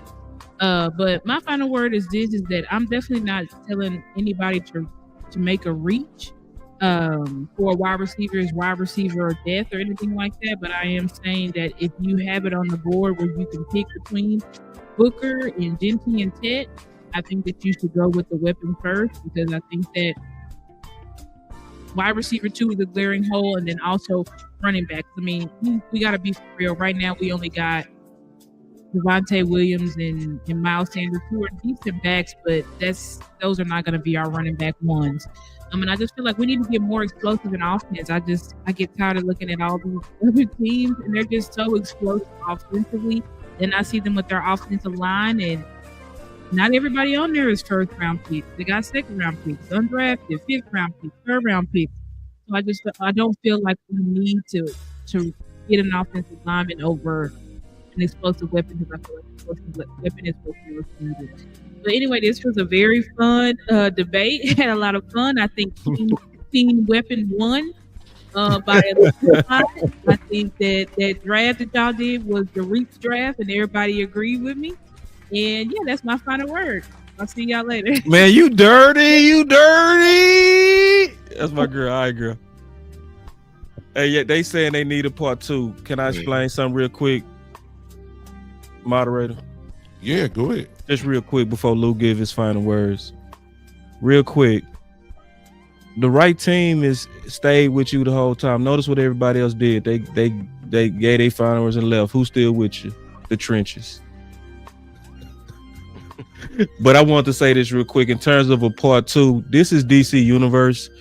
So we don't really know how this stuff gonna come about. It's very organic. If it's a real fight, we go organize whoever want to kind of debate these type of situations out, and then we'll debate it out. But the whole goal of this was just really for us to really put out there and narrow down how we see the draft board. So DC Universe could be doing stuff like this. It might not be the same crew. It might not be the same crew. It could be a totally different crew, a totally different topic. So we don't know what's gonna happen on DC Universe. So but we don't know when part 2 is coming. Now we are talking about doing something with Sports Junkie. We've been talking about doing something, especially with these campaigns with Keenan to Dallas. Let me just talk about that real quick before we get up out of here. The 2 campaigns, man, that we been hitting on right now. Let's make sure we do some work on that before a decision is made. Is make sure that we go out on Twitter and we push these 2 big campaigns, because we want Micah paid now so that we can go ahead and free up some cash to be able to get that weapon that they're trying to act like they're too broke to get. So I just want to say that real quick, since people have been asking about a part 2. That's it for me. Yeah. So you put the graphic back up so I can do my rankings. Yeah. So notice how, if y'all didn't know, they already gone. They're gonna probably see some recording. But notice how whenever it came to weapon, they were fine with any of those. Right. And that's the theme of this draft. And we trying to preach to them. There's a lot of guys you like, but it ain't nobody that you love, right? So when going into here, you can argue all 3. So how my rankings would go. Of course, I got Tyler Booker / Josh Simmons out of Ohio State. We ain't gonna talk about that right now. Yeah. Then I got Ashton Jeanty. The reason why I love Ashton Jeanty. I love him as a pick, but running back is so plentiful in this draft that with you having so many needs, you can wait on it. And then my next guy, I got Golden over Tech. I've been saying it. I think Golden, you have. I think Golden is the best receiver in this class, and it's not because of his 40. The 40 add on to it. It's the the cherry on top. But Golden can get open, and I'll argue with all of them. Golden route tree is shitting on Tech. So I'm gonna be honest with you. It really is. I seen him win. I don't know what they talking about Tech using his body. I see Tech get open in zones. I'm not seeing him really snatch away, and then Golden just facing the better competition. That's another thing why I got Booker so high, y'all. I'm gonna go back to Booker real quick. There is no tape, and I will argue with your mama. There is no tape better than Booker. Booker is going up against dogs every time, like top defensive linemen. I'm not seeing Tech going up against the best of the best. Yeah, he got tape on, Travis Hunter, but I don't see him going up against the best of the best. Then who I got after that? I got Luther Burden. I got questions for Luther Burden because he had 1,200 yards his junior year, 600 yards his senior year. And then he's just a pure yak guy. So you know about them yak guys. The comp to him is Debo Samuel. That's a bad comp to me. I don't view him as a receiver. And then I got Ibuka. I'm very low on Ibuka because Ibuka is a number 2. He's a career number 2, and everyone, you saw how they settled for that. You know what I'm saying? I saw it. You saw how they settled for that, and they did. We were arguing a dog versus somebody who's number 2, a pup. So when we talk about offensive line, we need to start valuing it. We do. I don't know why they think the trend of the league is going towards passing. We're going away from passing. They were talking about everybody got number 2. Buffalo. Who is the Buffalo Bills number 2 receiver? Who the Buffalo Bills number 1 receiver? You know what I'm saying? I got plenty of teams I can name, and they got there with the guys up front. With the guys up front, they say they love to bring up the Philly couldn't run the ball. They protected. Did Kansas City protect? Hell no. And that's where the game was won. So you viewing it. Yeah, you viewing it from a weapon spotlight, but you're forgetting the biggest picture right there in front of you. The game is won up front, and that's how it was won in 1910s, and that's how it's gonna be won in 2042. The big guys up front. So if you continue to ignore it, you will put a cap on your season. And here's the facts: your team was soft. No receiver ever, and I don't know any receiver. I don't care how big he is, gonna make your team any harder. Tyler Booker in his film, that boy is tough. That boy is trying to block people past the ground. That boy is trying to block people to hell. Talk to him. He trying to make people eat the turf. That's a dog. I want that. Y'all be talking about Brock Harper, how he be fighting and chirp. He be doing that to get up people's skin. Tyler Booker gonna do that and gonna try to beat your ass too. That's I want that on my team. Me too. That's my final word, man. I appreciate everybody. Man, great link, man. It's fun today, bro. It was really fun today. We got up to 600 people on here, and this, that's pretty dope, man. 600 people, big time. Man, listen, what you got tonight, everybody, if you didn't notice, I think it is a representation of what you're getting ready to see in the actual war room of the Dallas Cowboys. I believe it's split. I believe that there are people that want kind of what you heard Henny and Landlord talk about, team weapon. And then I believe you got the foundational pieces in there. It was Stephen Jones when it was Johnny Manziel and Zach Martin. And Steven said, no, we ain't going for the flash. We going for the guy that's going to be here 10, 11 years. That was Stephen Jones, y'all. That's why we got Zach Martin, one because of Jerry. And then the OC said you got to look at your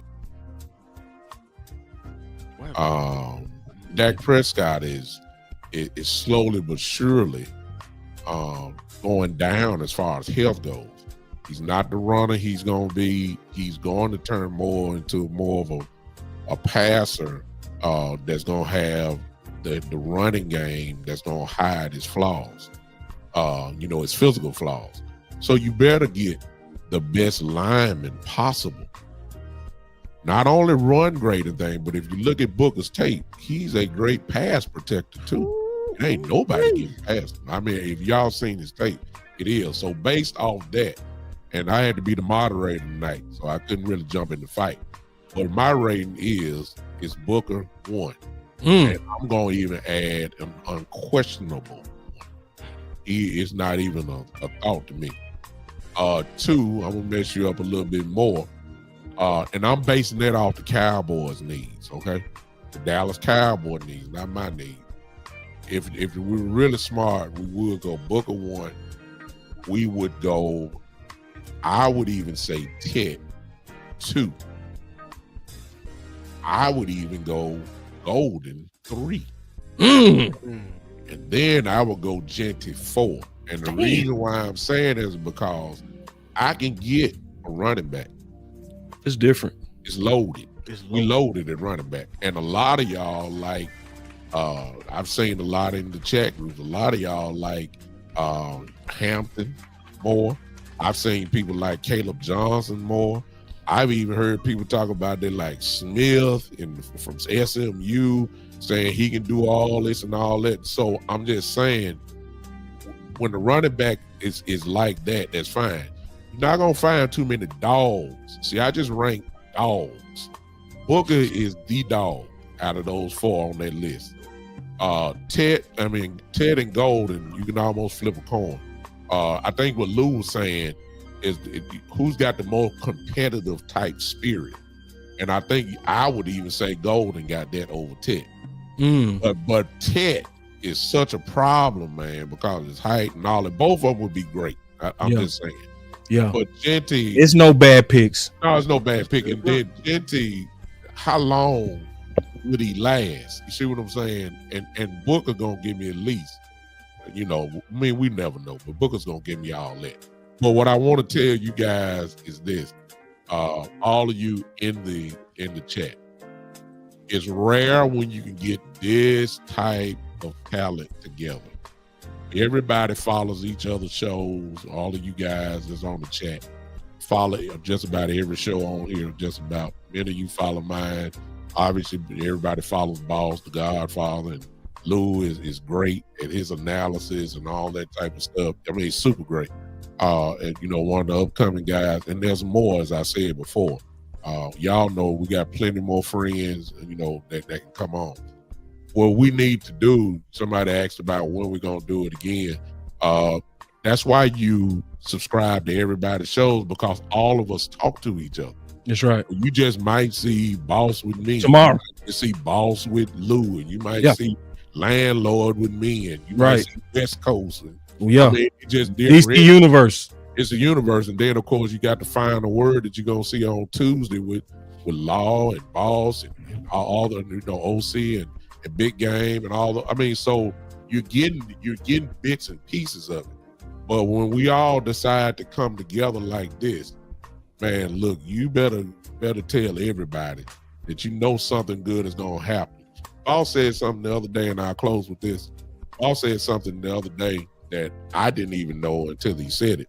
That Jerry and Steven get a report from Twitter that they look in and see what people are saying. Do you understand what I'm saying? They look and see what we're saying. So if you don't believe that these hashtags, Key Allen to Dallas and 877 pay Michael now, if you don't believe that they're not getting at least their eyes on this, something is wrong with you. That's why we're asking all of you guys to do all this and do it. And fortunately, a lot of you have responded. This is what we it's a movement that's going on. They're listening to what we're saying, y'all. And that's why the pressure is going up. So we don't mind acting like GMs when they're making stupid decisions. The Paris Campbell thing, come on, man. And I'm still fuming. Why are you wasting time? I understand you gotta have 90 players and all that type of stuff, but you could have went and gone got me painted. You understand? Angie said, "Who am I?" On DC. I'm the Undertaker. He'll have it together for you. I'm gonna be rising through the floor like the Undertaker. You'll see it. You know what I'm saying? But it's dope. It's gonna be dope. But listen, I appreciate everybody that came on and stayed with us. This is just the beginning. We got a long way to go before the draft, y'all. So you're gonna see bits and pieces of this a whole lot. And listen, I just appreciate being a part of it. And Lou, and I'm just gonna all I'm gonna do is gonna put my show. Just put the link up. Whoever want to come can come on. That's the way I'm gonna do it, because I trust everybody's content. I trust everybody's opinions, and this is just the beginning, y'all. So again, whatever side you want, the team weapon, team Oline, there's no wrong answer. It's both good. Both of them are good. Can I say one more thing about that? Just real quick. If I asked y'all, would you rather have right now Panay Sewell, Michael Parsons, or Chase? Anybody will say, I'll take any one of them. You good either way. We good either way. That's really what we dealing with right now, y'all. This is 12, but this is about trying to get 12. Yeah. Yep. And that's really where you are. If you hadn't figured it out by now, there are gonna be a lot of options at 12. Right. We ain't threw up linebacker. Yeah, that may come into play as well. We ain't threw up that other teams are stupid. That's right. We ain't talking about other teams. Somebody's going to move up. If it's more than two quarterbacks, we need to be looking at our chops, y'all. More quarterbacks, great players fall down, man. That's right. It's facts. It's facts. Yeah, somebody's going to move up. You know, you let Shador keep sliding down like everybody's saying. Jackson Somebody Clark. gonna get greedy and gonna move way up there and go get them. It's just that simple. That's my final word, boss, man. I appreciate you for letting me do it. Man, let's get it, man. I enjoyed it, man. Another killer show, another great DC universe. Y'all just stay on the lookout for more of these, man. We gonna be bringing. We don't know when they coming, man. They come when they come. But until then, man, we out.